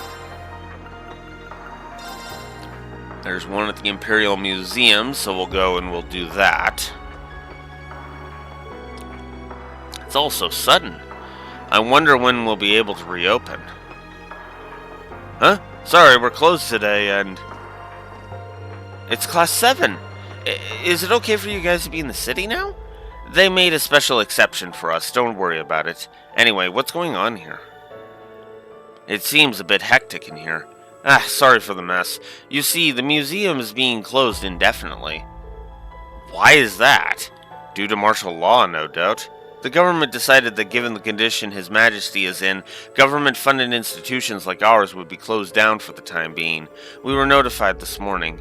Also, they're confiscating a few of our items. A crew came in to take the bell away just this morning. Is that okay? I suppose they didn't give you much choice. Yeah, something feels off about this. Anyway, sorry to bother you when you're so busy. No, don't worry about it. We're just cleaning the place up right now. Oh, but while you're here, did something happen? It's just, I thought I heard some sounds coming from the basement earlier. Dorothy, cut it out! I need to go down there later. Sorry. It's not the Dark Dragon, but I do sense something strange down there.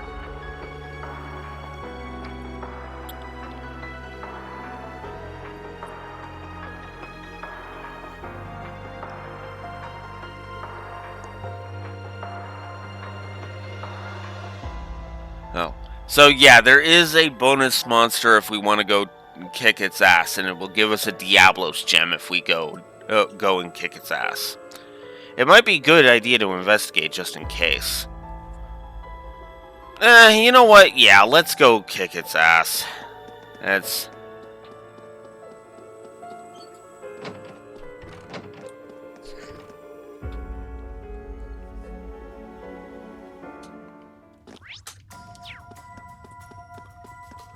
Sit! And... no, I want Laura in the party. There. That's literally all I need right now. And that will be like that.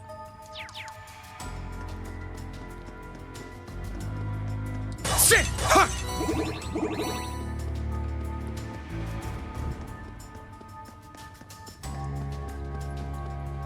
Ooh, it looks strong. Watch out. All right. There! A worthy opponent. This thing reminds me of Abaddon back in FF5. All right.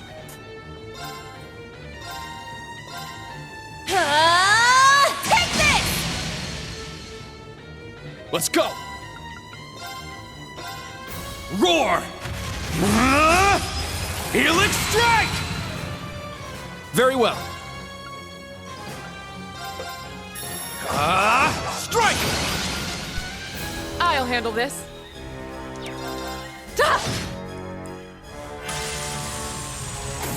Take this! Here I go! tried to do something to Reen, and you got frickin' Too slow. speed down as a result. My turn. There. Kurt says no. I'll handle this. Let's go. Roar. Healing strike.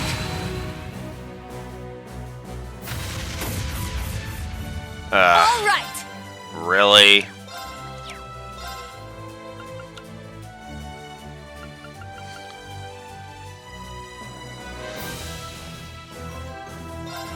Burn, valiant heart. We'll just boost the damage. Here we go. Take this. My turn.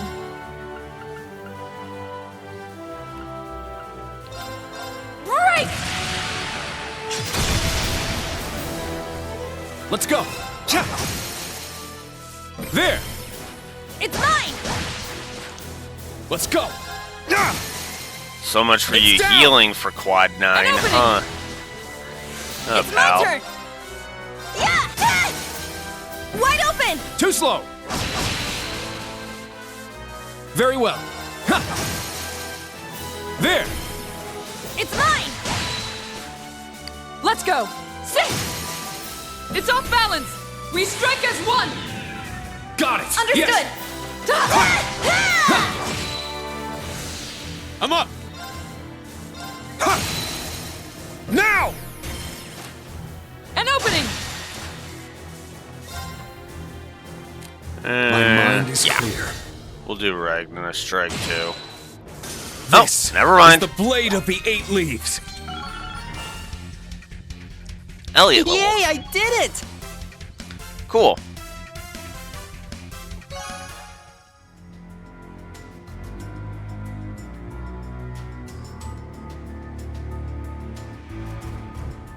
Yeah. It'll pretty much be the same in my setting too. Like, yeah, no, just have to close it off.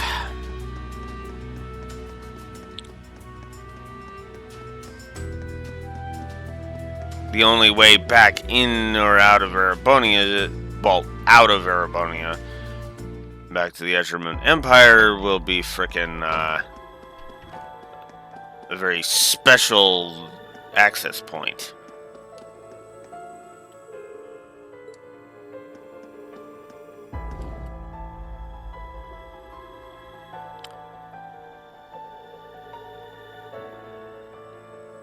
Okay, so now that we've dealt with that, we could go deal with the South Ostia Highway monster too, but let's see. I'd like that we can actually go back to the thingy.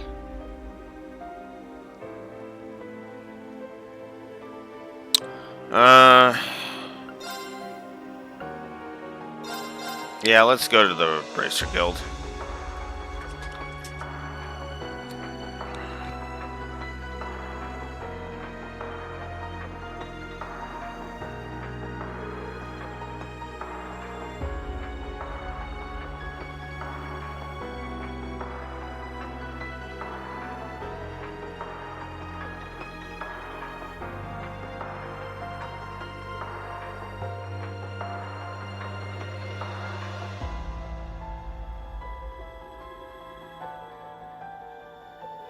Sorry about that.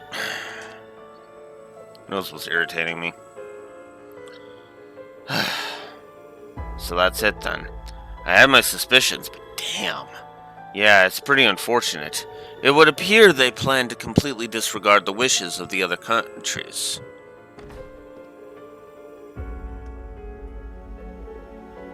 Patrick? Alan? What are you doing here?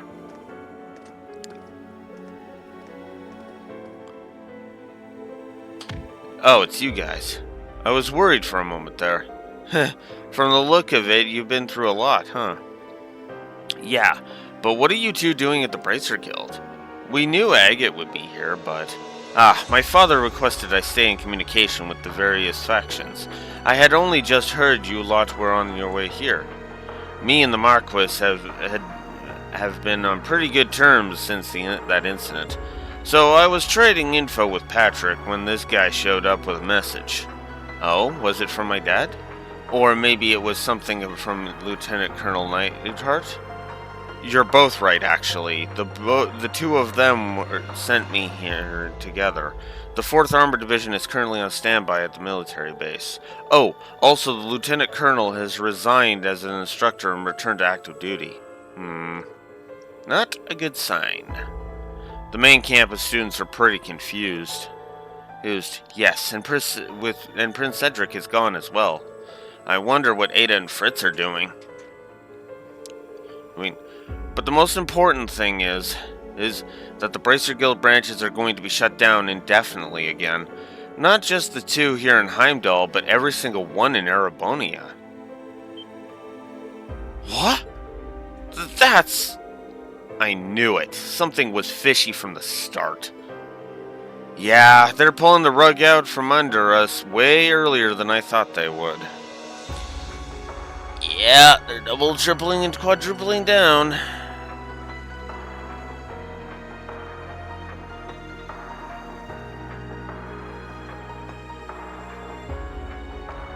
Ooh, your ships have cloaks? Nice. Which is funny because in my setting there's only one ship with a cloak. And it's the one named after the cloaking ship in Star Trek, the Defiant. So you were expecting this? Then that means Toval and Sherazard are... yeah, we were all pretty leery of things yesterday. But it's good we got a warning ahead of time, thanks to the warrant officer here. Oh no, I'm just the messenger. Everyone, I'm sure things won't be easy from here on, but good luck. And don't worry, I won't tell anyone you slipped away from your field exercise duties. The General and the Lieutenant Colonel told me to play dumb if anyone asked. Proof that those two are still on the up and up. It's like, and Ellen, if anybody asks you about what you're doing there, play dumb. Or about Class 7, play dumb. Even if you do know something, play dumb. I love that. I'll be right back.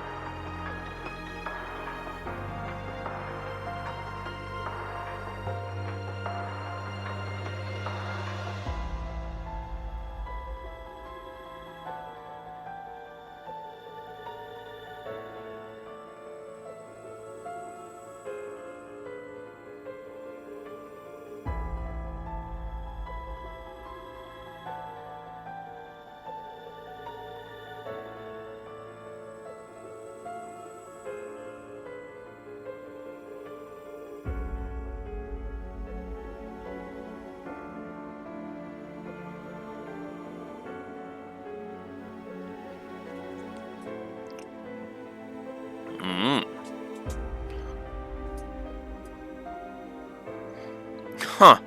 Interesting. Anyways. Let's see. Sheesh, Dad. Aw, how thoughtful of him. Well, I'll be excusing myself now.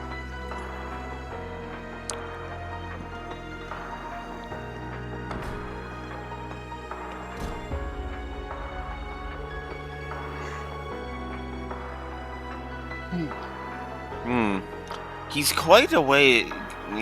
He's come quite a way since our time together at school. I need to ensure I don't fall behind. Oh, that's right, you were in the fencing club together.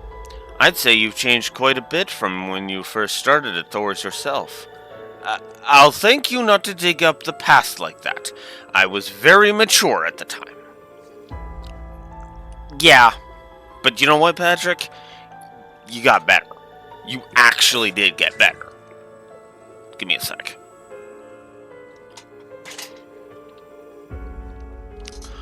Ugh. And how fitting that Agate's in this shot, too. Ew.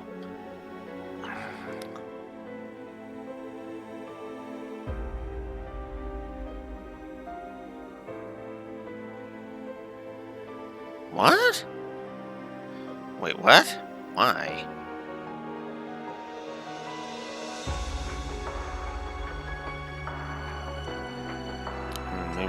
Maybe I'll ask her about it when I get in there.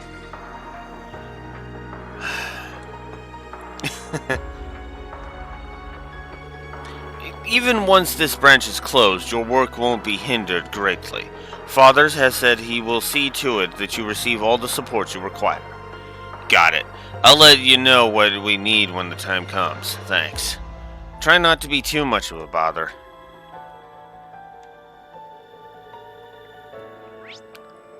That was awesome. Alright, what else do we got? So we got the Imperial Museum.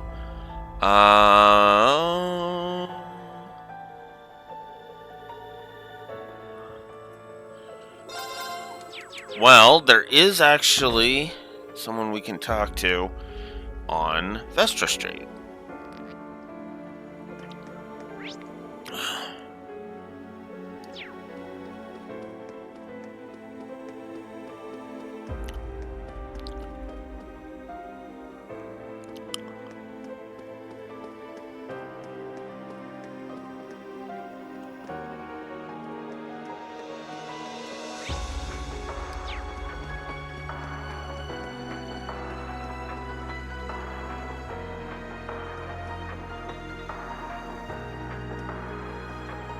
Copon.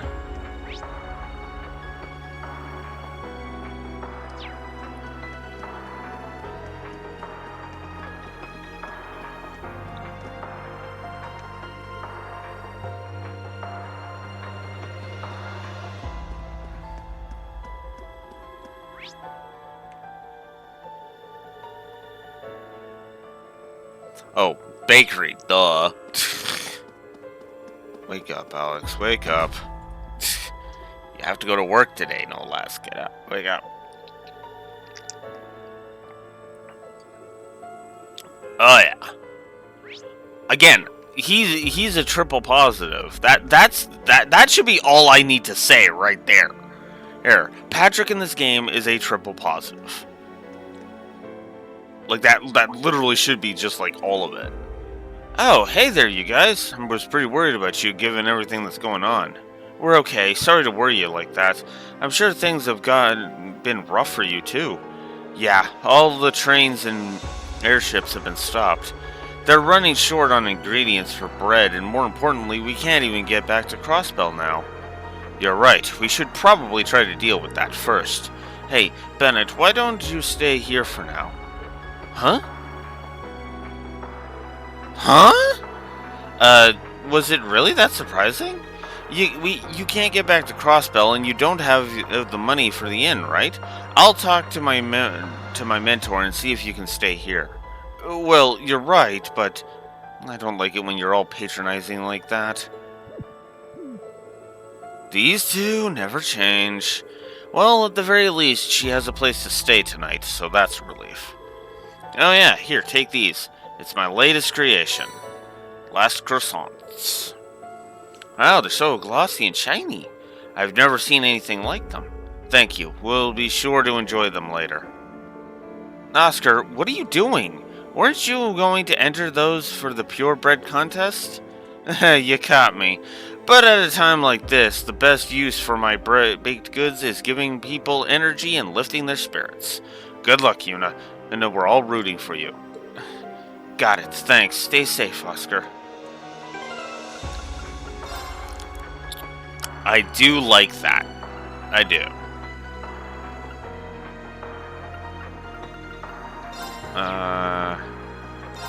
There it is.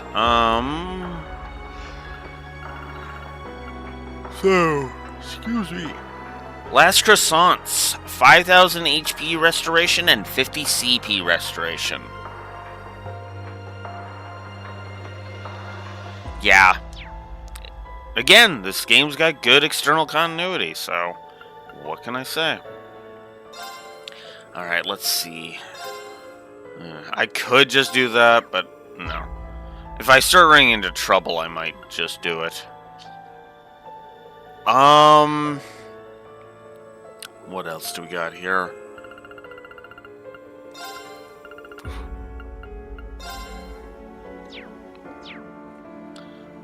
Let's see. What else do I need to do? Well, I guess we can go to Vanquish Strait.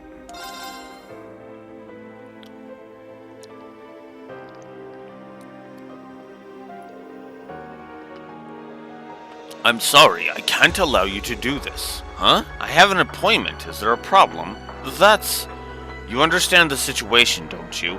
This isn't the time to be a stickler for the rules. Right now, Kleist needs power. Something's happening over there. Hugo, let's see what's going on.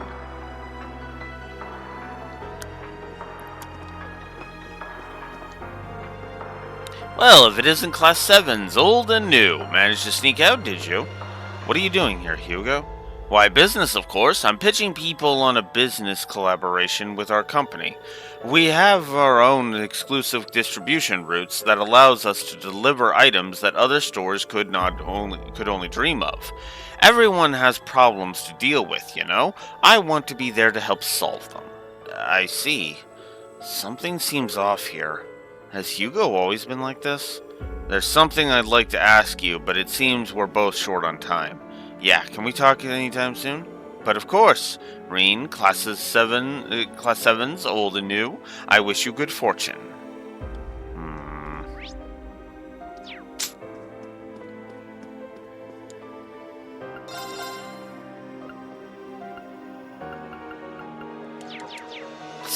I'm still okay. There's a part of me that is still blown away by that, by that card game. I think my hat with Aurier. Oh, that was awesome.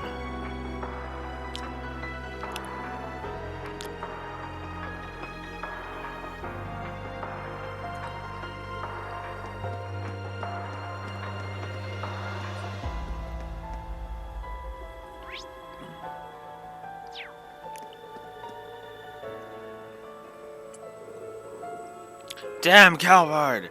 How could they do such a thing? Damn Calvard, how could they do such a thing? Yeah, this is a declaration of war. What is the military doing? Don't they need to make a show of force right away? I mean... This is horrifying. And all according to their plan. It won't be long before war, as things stand. I know it's frustrating to watch, but we can't afford any distractions.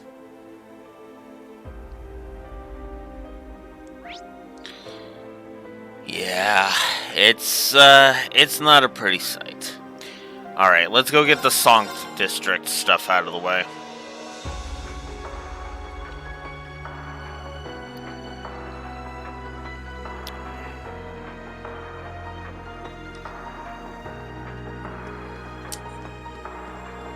The Heimdall Cathedral. It feels oddly quiet around here. Let's go inside after we've finished any other business we have. Alright.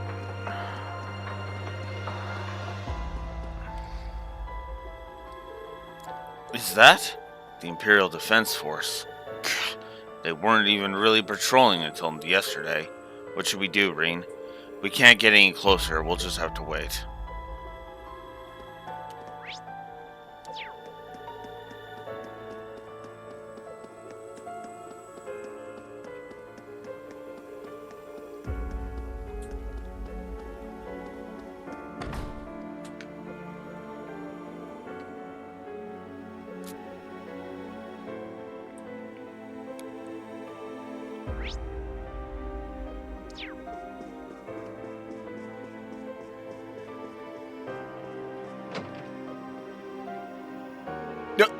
Well, here's this. Alright. Okay, Elise. Sorry for asking you to do this. I'd do anything for Reen's sister. Depending on what Elisa does, as we may be family soon. Sheesh. Damn it, Gwen, not you too. Grandfather?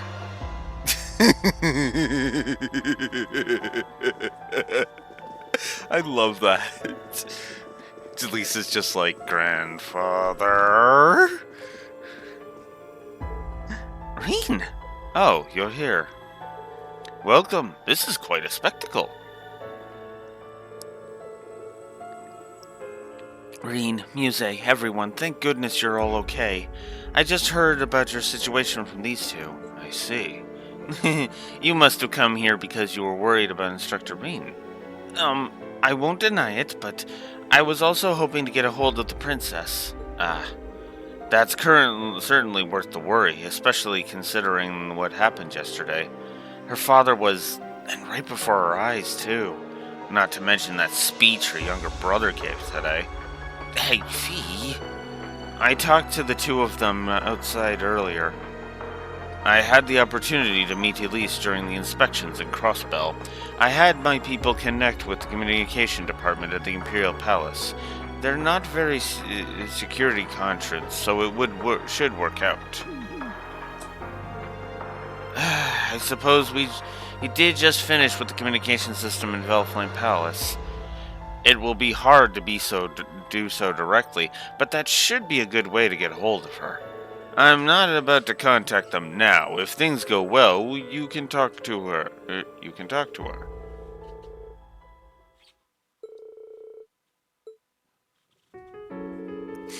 I was surprised to hear that Gwen and Chairman Arena were contacting me, but I never thought it would be Elise along with Reen and the others. Princess, I'm glad I get to see your face. His Majesty, how is he? There haven't been any updates. He's still in critical condition. But this morning, the medical college brought in a famous doctor. Is that? The doctor who treated Sharon. The medical equipment is currently being delivered.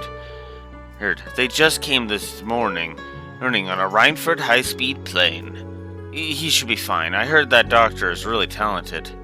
Everything will be okay, Princess. And considering Ash is one of my classmates, that isn't an easy thing for me to say. That's true. I understand that something was off with Ash. My mother has calmly come to her own conclusions, so please don't worry about that. More importantly, I heard that Altina and Milliam are missing, and Cedric's speech. Princess? I've decided to leave here and return to the girls' school. Huh? But why, Princess? I was worried about my mother, but she told me to take care of whatever I need to take care of. Now that Cedric's given his speech, I want to see how things are outside the palace. That's very commendable of you, Princess. It's probably best for you to see the situation for yourself. Indeed, but please have someone escort you. Your safety is imperative. Please don't worry, I'll have my finest guards accompanying me. Elise, let's meet up at the hotel. I should be there in an hour.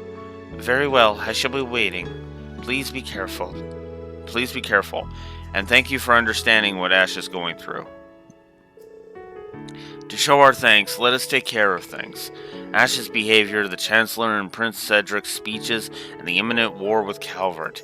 We'll find out who's pulling the strings behind Erebonia and get our peaceful world back. Instructor, The same goes for me, Princess. The Inspectorate won't tolerate this either, and we will do whatever it was. We will also find in whatever dragged your brother into this. You can count on us. Of course. Thank you, everyone. And that, my friends, is a great example of what I was complaining about with Elise. There being something else to help differentiate the characters. That scene perfectly demonstrates that Alphen is more than just Elise's best friend and the biggest proponent of incest as in the setting.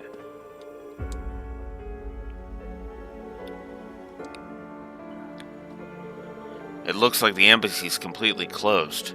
Well, they basically declared war with them after all. We have to accept that diplomatic relations have been severed completely. I wonder if the other officials still here will be deported as well. Oh, and that clerk. They've really done it. And that means the government is serious. And that means we have to be ready for anything. There's nothing left for us here. We need to go forth and find our way. Right. Okay.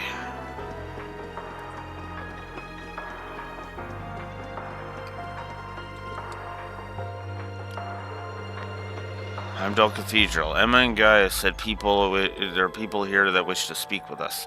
It'll probably take a while, so we should take care of any unfinished business. So,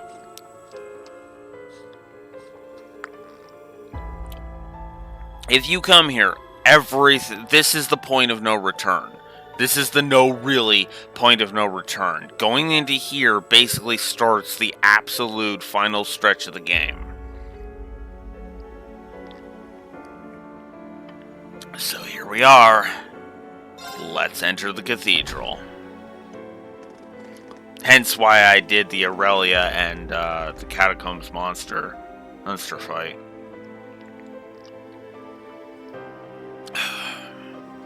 Because we're about to enter a huge amount of cutscene. So no one's here? How can this cathedral be completely empty? So, you've arrived at last.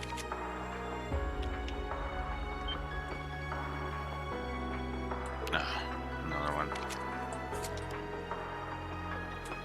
Oh, probably. I think I know what this is. Give me a moment.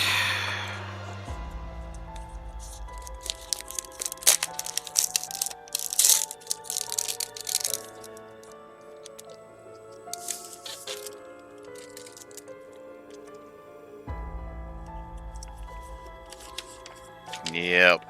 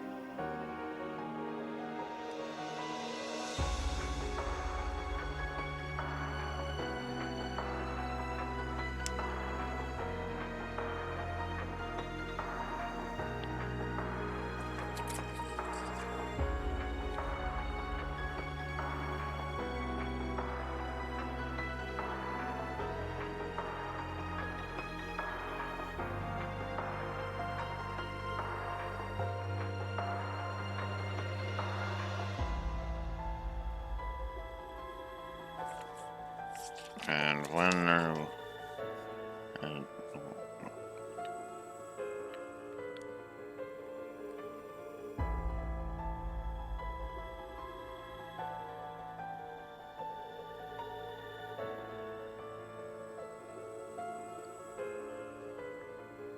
Sorry, give me a sec.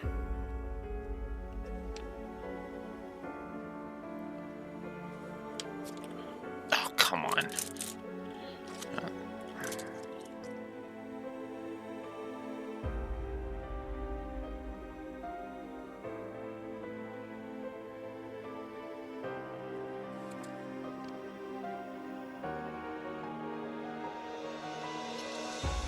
Okay, so that I will have to deal with after. Okay. Sorry about that. Don't you just love it when you get interrupted right at the big critical moment? And for the record, I don't blame my sister for that. I blame the fucking collection agency. Anyways, you're from the Leave Chapel. Sister Rosine? I had heard rumors, but... Wait, so what Gaius and Emma were talking about... I was somewhat expecting you to show up here. But your main objective is different, right? Yes, it's good to see you all again. Please, come in. They're waiting for you just over there.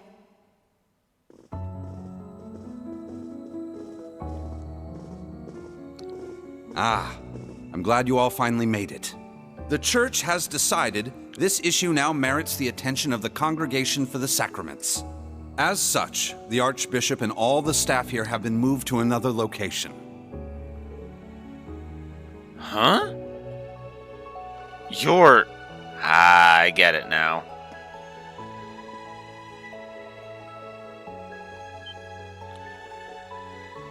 Huh? You're that former instructor from Thor's main campus. Thomas? Thank you for all your diligence, Rosine. I'd feel much better if you were to stand watch over the front door now, just in case. Yes, understood. Leave it to me.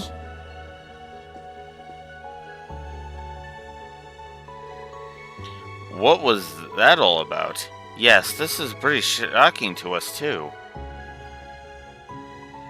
Let me introduce you. This man is a member of the Gralsritter, a division of the Septian Church. He's the second in command, in fact. Thomas Lysander. He holds the seat of Second Dominion and is sometimes known by his title, the Partitioner. Gralsritter? They're an armed knight organization that is run by the church. I'd heard that female terrorist S was once among their ranks. Wait a minute! Gaius, does that mean... Are you... Now allow me to introduce you. This man is one of the Gralsritter's 12 Dominion, the successor to the 8th Dominion, Gaius Warzel. But why? Is this why we couldn't get a hold of you over the past 6 months? Yeah, a lot happened all at once. After graduating from Thors, I returned to Nord and began observing the struggle between Erebonia and Calvard.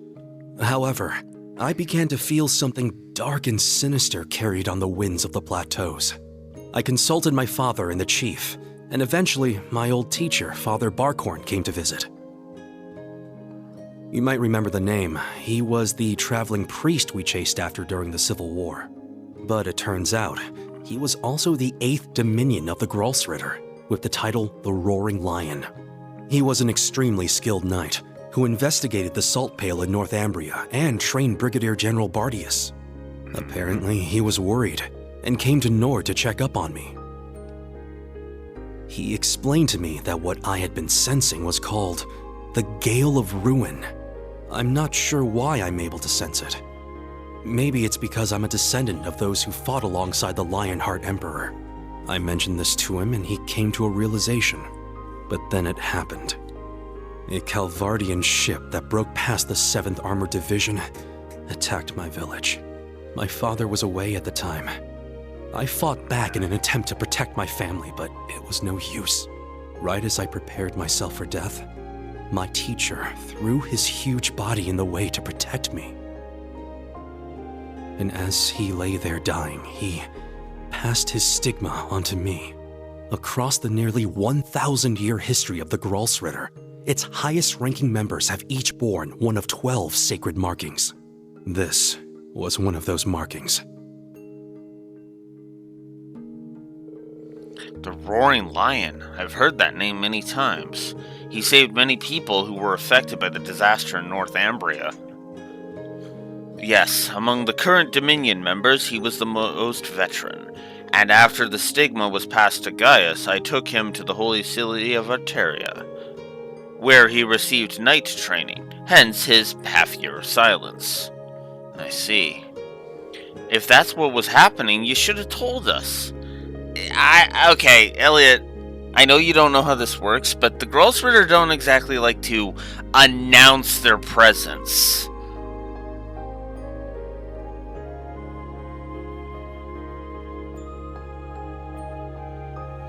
Isn't, you know? Yeah, we could have helped you. It's okay. Everything happened so quickly.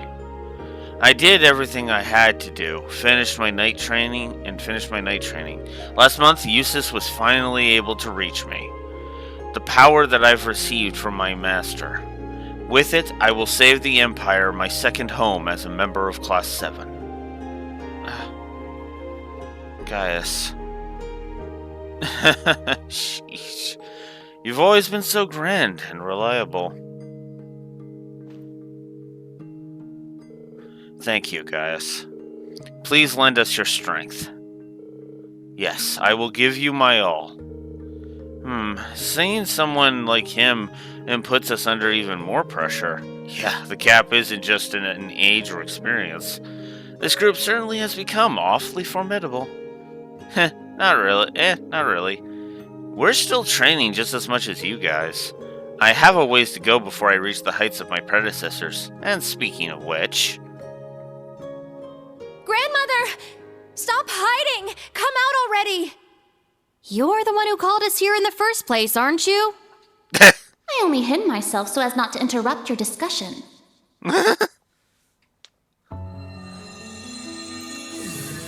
Hi, Rosalia.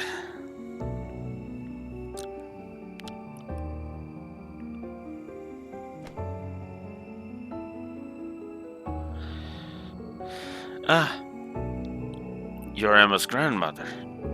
The elder of the witches. Rosalia, was it? Indeed. But you may simply call me Rose. I had you all gather here for one reason. To explain to you the background between the Hexen clan and the church. I see, so that's how it is. But aren't the witches opposed to the church? It's not as though we don't believe in Adios. There have been some differences in opinion over the years, but we and the church have worked together on a number of occasions. For example, during the War of the Lions, or the vampire incident in the Middle Ages. Not to mention the fight against the Dark Dragon 800 years ago. But all that was just Rose sticking her nose into other people's business. Huh? Wait, so you were involved in all that? Legend has it, Emperor Dreikel's camp was once visited by a good witch. And the novel Red Moon Rose features a vampire hunter affiliated with the church who was, in truth, the true ancestor of the vampires. The woman you now see before you was both of these people, even if she looks a bit different. How old are you exactly? 800 or so.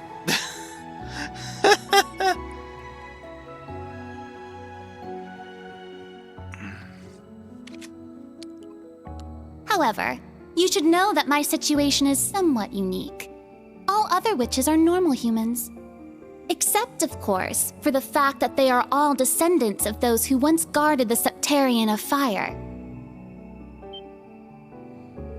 Septarian of Fire? It's the same as the Raleigh of Laburl and the Great Tree of Crossbell. The Septarians, the 7 gifts bestowed on humanity by Adios. It's said that they were all lost during the Great Collapse 1200 years ago. They're the things that Ouroboros has been trying to get their hands on all this time. Yeah, now for the main topic.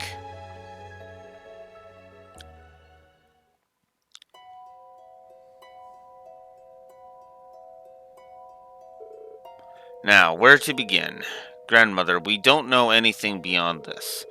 Don't leave out any details. Make sure you explain it fully. I second that request. I don't know the details either.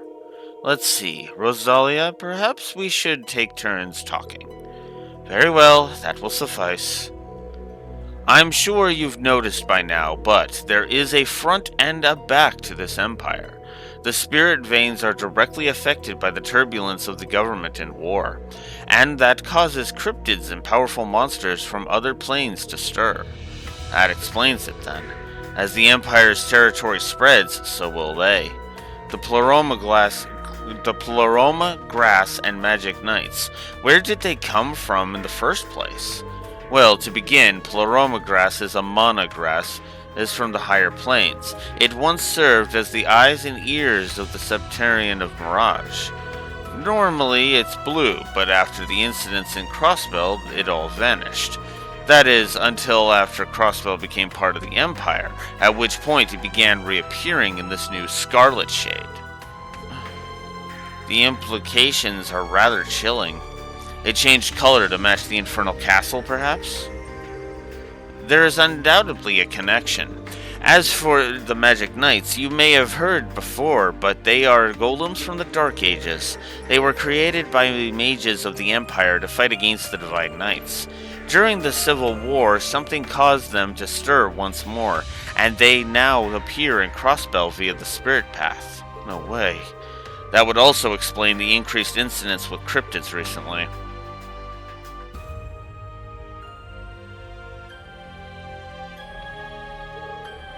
What about the Society? The Phantasmal Blaze Plan. They sought to use Crossbell's false phantasm to awaken the blaze in Erebonia. At least that's what I heard. Seriously? So that's their plan. And where did you hear that? Well, last night I heard it from the Chancellor himself. He told me some other intriguing things too, but I feel like he intentionally left out some of the more important details. I see. I heard you talk to him, but it seems Ouroboros' work in Crossbell 2 years ago was to bring about some kind of change in Erebonia. Just so you know, Crossbell's Mirage Septarian was artificially created. It was an artificially created fake. It was stronger than the original, but the Society had no interest in it. Were I to hazard a guess, their goal is to acquire the two treasures that originally existed here. The Septarians of Fire and Earth that once called the land of Erebos home. The Septarians of Fire and Earth. So Liberl had the Septarian of Space, and Crossbell the Septarian of Mirage, but Erebonia had two Septarians. Hold on a second. Emma, if the witches are the descendants of the people who guarded the Septarian of Fire, yes, then the Black Workshop and the gnomes are the same people. The descendants of those who guarded the Septarian of Earth. There are counterparts. Much like the royal Oslis family of Liberl and the Croix family in Crossbell. In addition, you may be aware that each Septarian has its own holy beast assigned to watch over it. Liberl had an ancient dragon, Crossbell had a divine wolf, and as it had two Septarians, Erebonia had two holy beasts as well. However, after the Great Collapse, each of them vanished alongside the Septarian they were to oversee. That's the core of the issue. The two Septarians, the two groups of people who worshipped them, and the two holy beasts. The Septarians and holy beasts disappeared, and the people changed their names. What happened in Erebonia 1200 years ago? Allow me to reveal to you the truth behind the land of Erebos. This story still relies on a modicum of speculation. Please keep that in mind. In the beginning, this land housed two of the Septarians. The Arc Rouge, Septarian of Fire and wielder of fierce power. The Lost Zem, Septarian of Earth and bearer of unyielding endurance. Each assumed the form of a colossal guardian and went about granting boons and performing miracles for its people. For a few centuries, the land of Erebonia prospered. But eventually, its people began to vie for power and control. The Septarians had always granted their people's wishes. But now, their peoples each wished for the other's destruction. And so, the two colossi began fighting. Their battle ravaged the earth and split the sky, devastating the entire region. The humans tried to stop them, but it was in vain. The Septarians' fight continued 1,000 days, scorching the land black. When the battle ended at long last, it was a tie. Exhausting their power in one final strike, the two Septarians were blown away, left as nothing but empty shells. Yet the tale did not end there. The power expelled by each Septarian collided and became one, resulting in the creation of an entirely new entity. The Great One, the Septarian of Steel. It was an existence created from the union of fire and earth. It was beyond anything else in this realm. It was the ultimate source of power. Though things seemed fine at first, the survivors of the war soon realized the eternal conflict within it. They knew this conflict would cause it to grow ever more unstable, and that it was not something that could be handled by mankind. With the Holy Beast's assistance, the kins of fire and earth joined together to see the Great One sealed away. However, each of their attempts ended in failure. Left with no other options, they resorted to their final plan. The Great One would remain whole in the higher plane, yet its physical incarnation in this world split into numerous shards. It was this final gambit that saw disaster averted. Indeed, their combined efforts bore fruit. The Kin of Earth created 7 vessels, while the Kin of Fire split the Great One's power and infused each vessel with a part of it. 7 dolls in the form of knights, each bearing the Great One's power, the Divine Knights.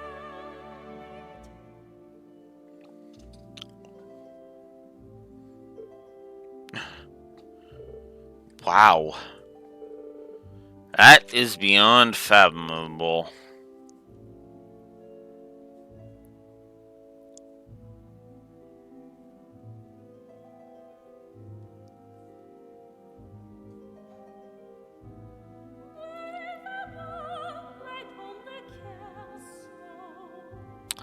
So, yeah. This is quite a bit to take in.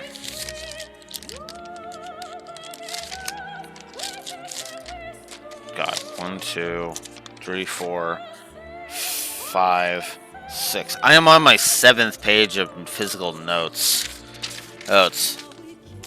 Yeah, this is gonna be a long video I'm gonna make on this. Holy crap.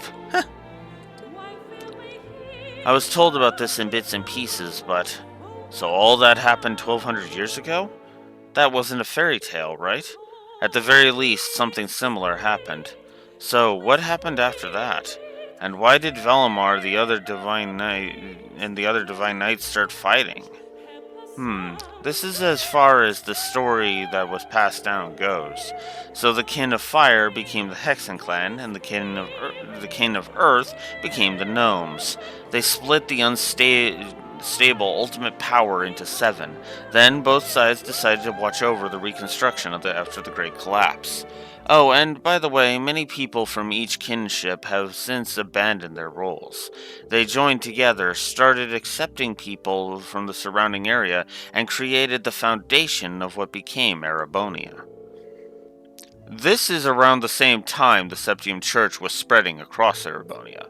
300 years passed, and the Arnor family established the city of Heimdall. Then, that's when the disaster of the Dark Dragon occurred. 900 years ago, Heimdall was a small city of only about 50,000 people. However, it was one of the burgeoning centers of culture for the region.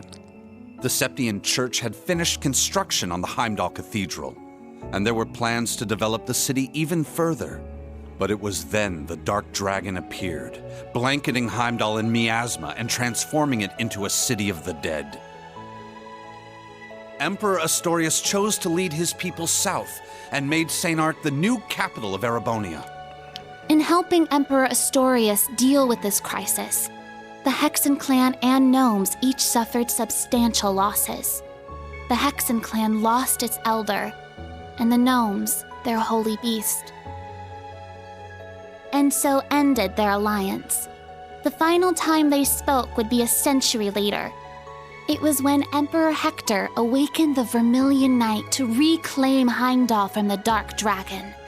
He did so at the urging of the chief of the gnomes and the new elder of the Hexen clan, myself. However, the Emperor fell to the Dark Dragon's miasma, and the Vermilion Knight to its curse.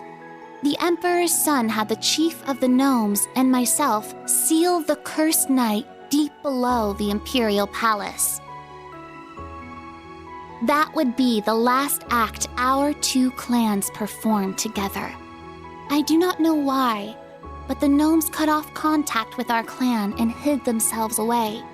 In the 800 years that followed, whenever war struck Erebonia, a divine knight would enter the stage, demonstrate its might, then vanish. I was certain the gnomes were involved, yet all we could do was guide awakeners on the proper course.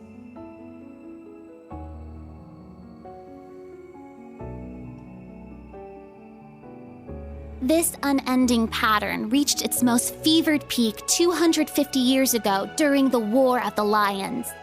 The false Emperor Orthros unearthed the cursed Vermilion Knight, and a mercenary under Prince Lucius' employ awakened the Palatinate Knight.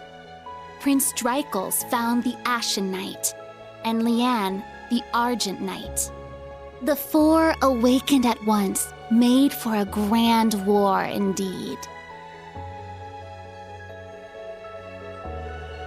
So that's how things connect. There are so many parts to this story I want to question, but... So Emma's grandmother was around during the War of the Lions. A good witch. I've read about them in fairy tales. As the prince's guide, I accompanied the Drycles camp. I remember those days. I used to be quite the beauty. All I mean to say is that the art depictions of me are not inaccurate. As stated earlier, the Elder of the Witches isn't a normal human. So you've been watching over the clan after becoming an immortal being. Yes, however, I only came into existence 800 years ago. My predecessor perished soon afterward, and I do not have many memories from before that point. So naturally, there are things that I still do not know. But there are things that we do know about, such as how you said the maiden Leanne was the awakener of the Argent Knight, and whether or not she is Ouroboros' Steel Maiden.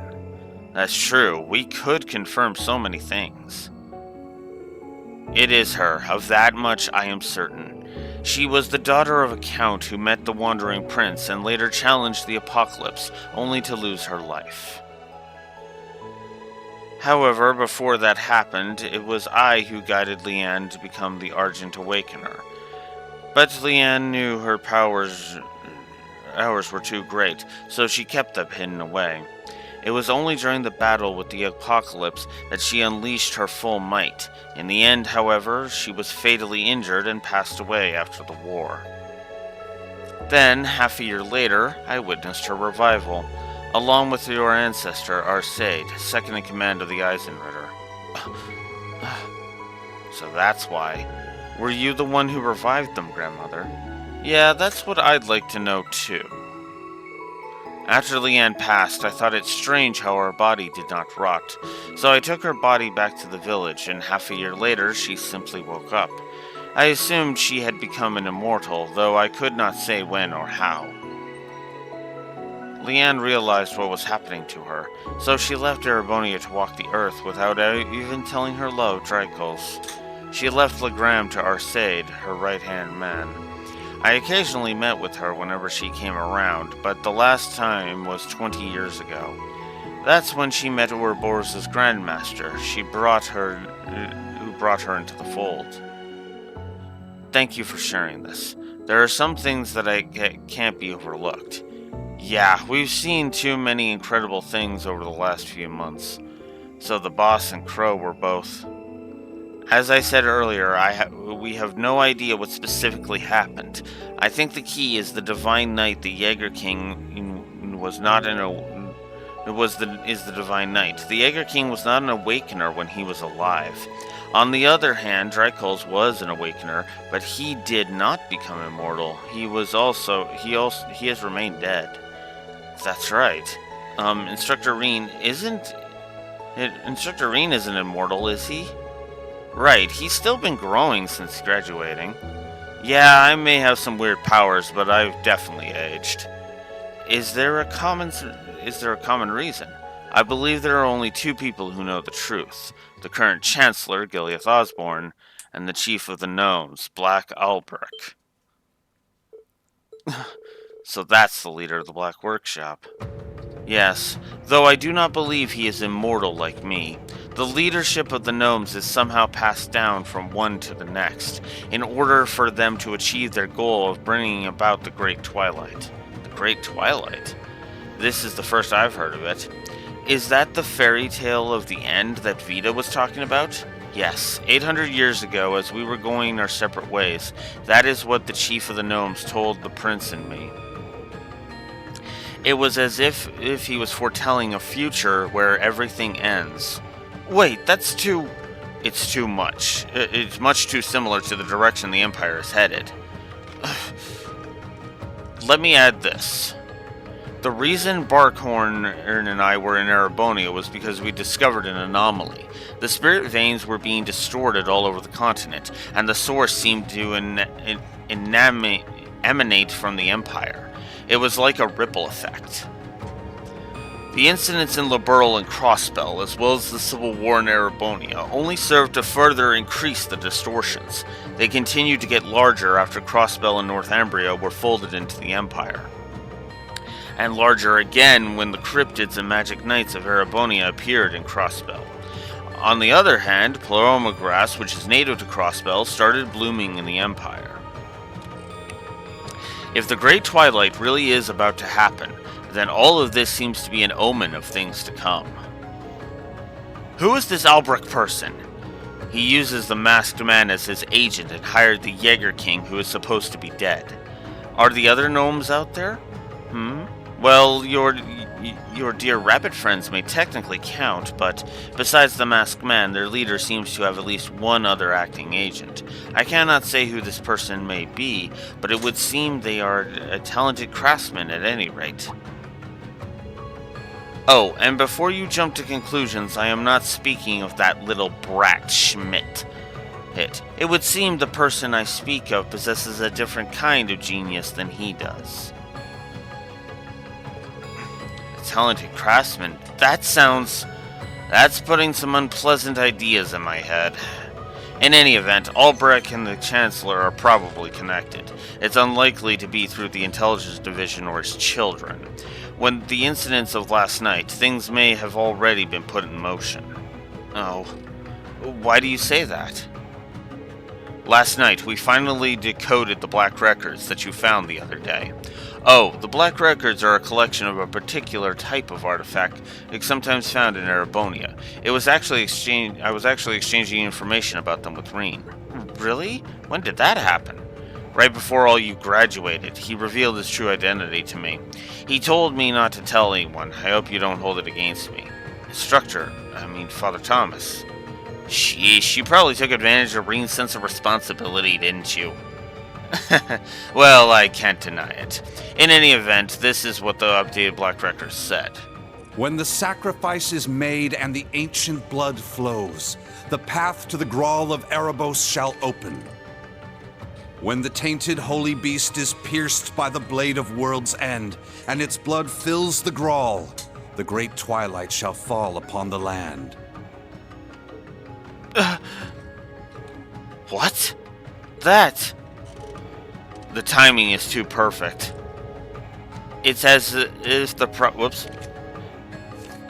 It's as if the prophecies were written about our current situation.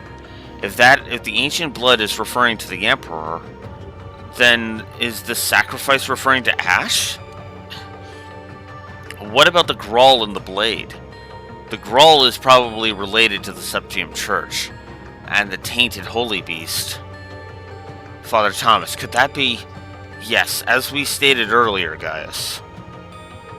There is a sacred place beneath this cathedral, the Primal Ground, a facility that was designed to play a major role after the Great Collapse.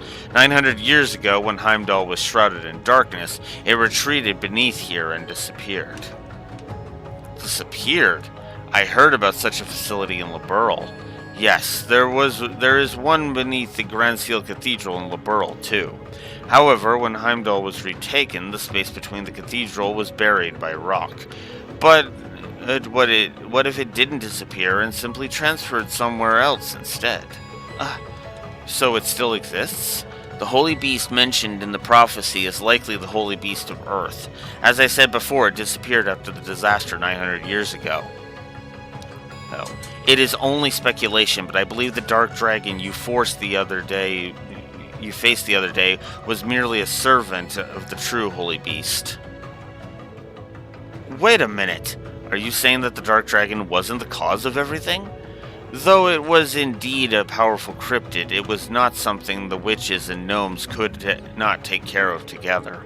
If the Holy Beast gave birth to the Dark Dragon and is still alive somewhere, where else could it be but the Primal Ground? All of the conditions set forth in the prophecy are lining up. This has got to be a joke. Regarding this Blade of the World's End that defeats the Holy Beast, in other scriptures it is called the Originator Zero. I'm speculating that it's a special weapon created by the Black Workshop. What in the world? At the very least, it probably isn't like what the boss uses. So you think it's made of Zemurian ore, like the weapons used by Divine Knights? That would seem likely, most likely. Muse? Is something the matter? Oh? You realize something? Right now, we need any straw we can grasp at. Anything at all could help, no matter how small. Yes, you're right. That term, Originator Zero. Could that be OZ, perhaps?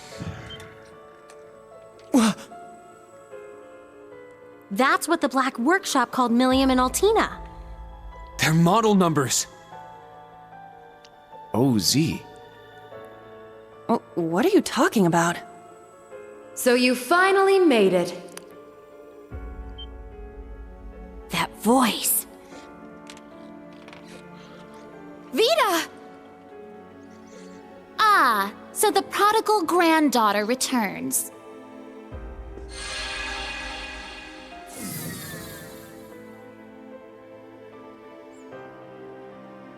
Misty, Vita. I heard you had been acting on your own. Nice to see you again, Grandmother. Emma, Celine, and Class 7, too. And thank you for mediating, Mr. Lysander. Oh, don't even mention it. It always breaks my heart to see a family torn apart so. Vita, why? You really don't plan on ever coming back, do you? That's correct. As I said before, my allegiance will forever lie with the Grandmaster. I can't return to you and Grandmother. I can never go back to the way I used to be. Just like the Steel Maiden. Seriously, who even is this Grandmaster person? I have no clue. But it is clear she is quite taken with them. So do tell, Vita. If you have not decided to return to us, why show yourself now? Has Ouroboros finally decided upon its course of action? Yes. After our experiments with the 3 ions, the 6 other Anguis came to a unanimous decision. They decided to ignore my warning. They will work with the Chancellor and the Gnomes to bring about the Great Twilight, completing the Phantasmal Blaze plan. That's... So that's how it is. The reason Ouroboros was so quiet the past month wasn't because they left Erebonia. It was to carry out their plan, and determine whether they should work alongside enemies and traitors.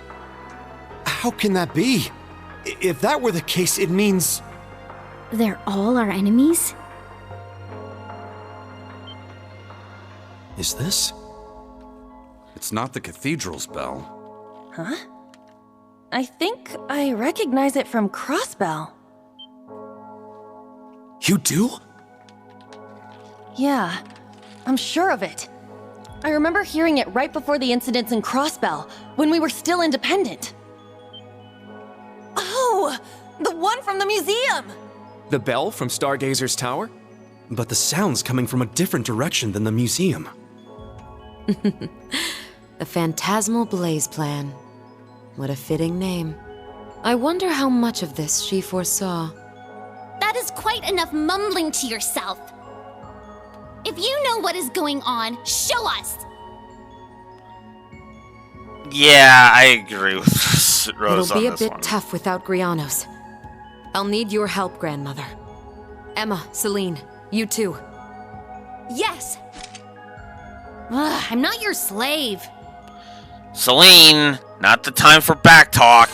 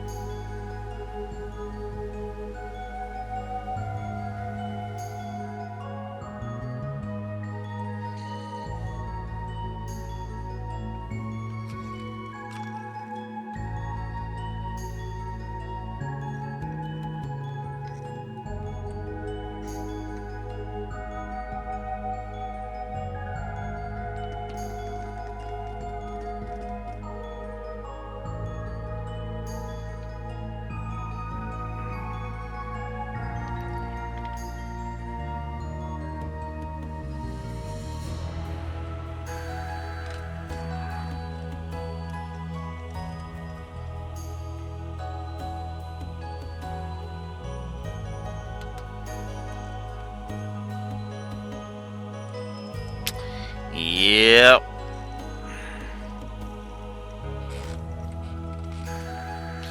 And this, my friends, is the point of no return for a lot of these characters.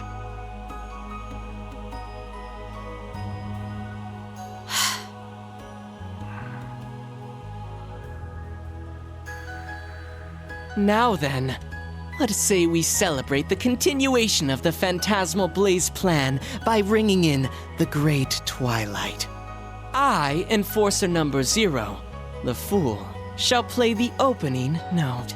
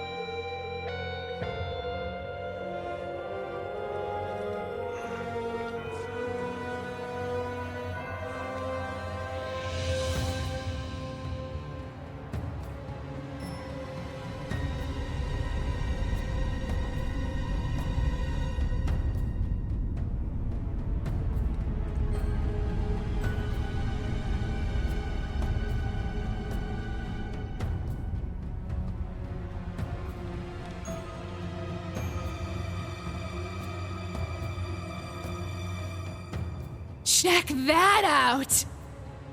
Huh. Sure is something. Well, how about that? So, the beginning of the end, is it? Huh. Deja vu. The Grawl of Erebos. Just as the Black Records foretold. The crypt where the great power will be reborn. Rean. Eustace. Couldn't have guessed this is how my day would turn out when I woke up this morning. Let us begin. It is time. Chief of the Gnomes and head of the workshop, show me the way, Black Alberic.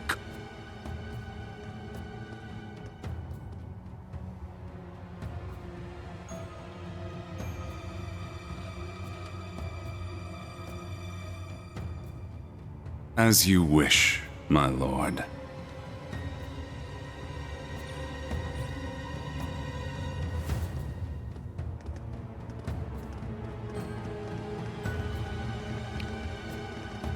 Okay, as long as I get there.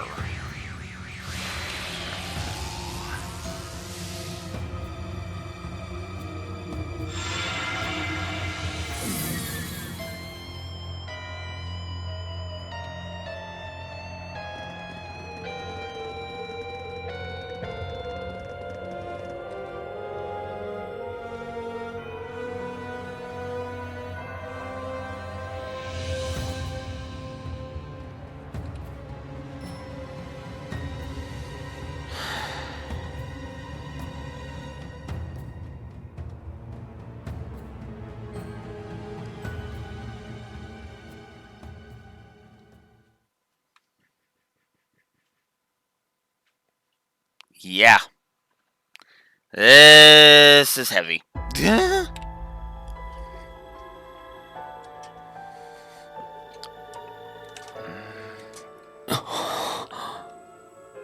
Rufus. Millium. Was that Allie? Yes. But why? Boss, Zeno, and Leo. Azure Siegfried. And that guy in the lab coat, isn't that... The blazing demon and the fool were there as well.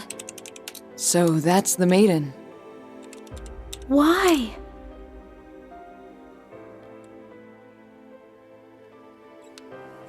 We just spoke this morning and...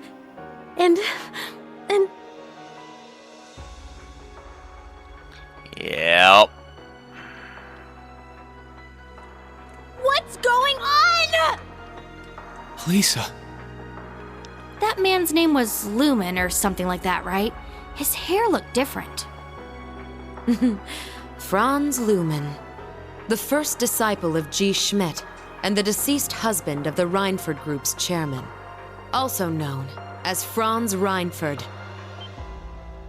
Ah, so he has been lurking in the shadows these past 20 years. Yes. Perhaps for the sake of working with the Chancellor to engineer this very moment. Elisa. Snap out of it! Now's not the time! As a bracer, I can't just sit here and let them pull off whatever that Twilight crap is they're planning. How about all of you? She's right. We can't stop here. We gathered together to do whatever we could to help. Our goal remains unchanged. Yep, true. Elisa, let's go. Yeah.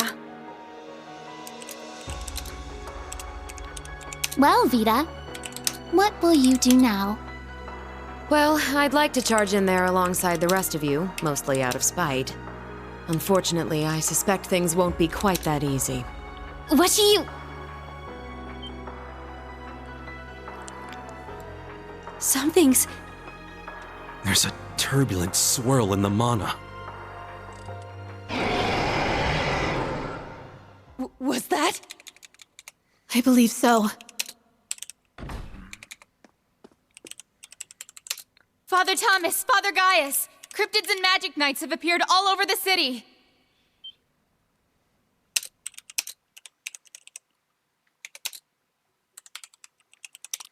Yeah. Shit has officially hit the fan.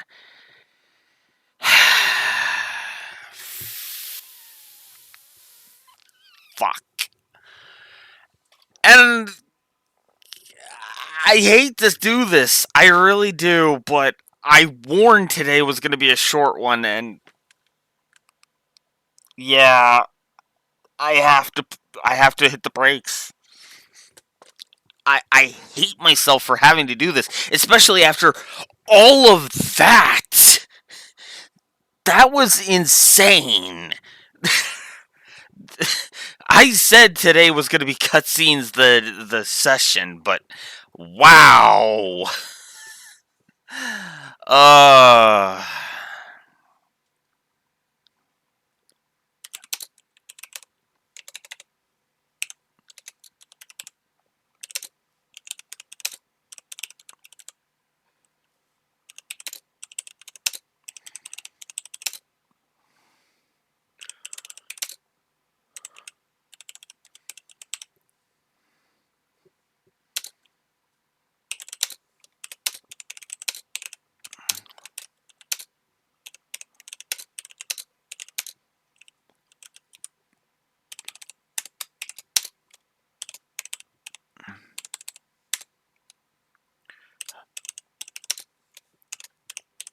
So I'm just going to finish typing out this.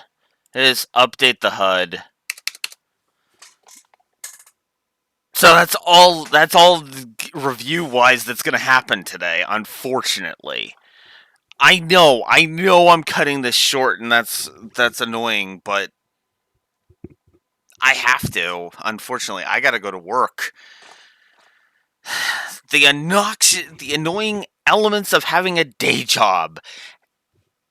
You know what's funny? This actually happened to me before. This actually happened back in Cold Steel 2, in my original stream of it. Right as soon as I got to the Vermilion Apocalypse, I had to save and basically just hit the slam on the brakes for an entire day because I had to go to work. It sucked then, and yeah, it kind of sucks now. So I'm afraid that's going to be where I'm going to end for today. Tomorrow at 9 a.m. Central Standard Time, hopefully I won't be a half an hour late again, we will be able to go a little bit longer tomorrow, because tomorrow is going to be a usual short day, and we will continue the insanity that is the final chapter of Cold Steel 3. And trust me, we've got a lot to do, so I might end up having to do do the whole week off thing as a week and a half, but we will see. Week and a half to 2 weeks, but we will see, like I said. Ed, this is insane.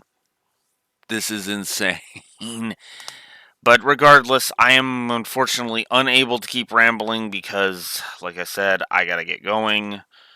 Like I said, tomorrow, 9 a.m. Central Standard Time, we will be back with more of the insanity that is the finale. With the insane final chapter of Cold Steel 3. Blue Wolf Alex of the Lore Walkers signing out. Have a good one. See you tomorrow.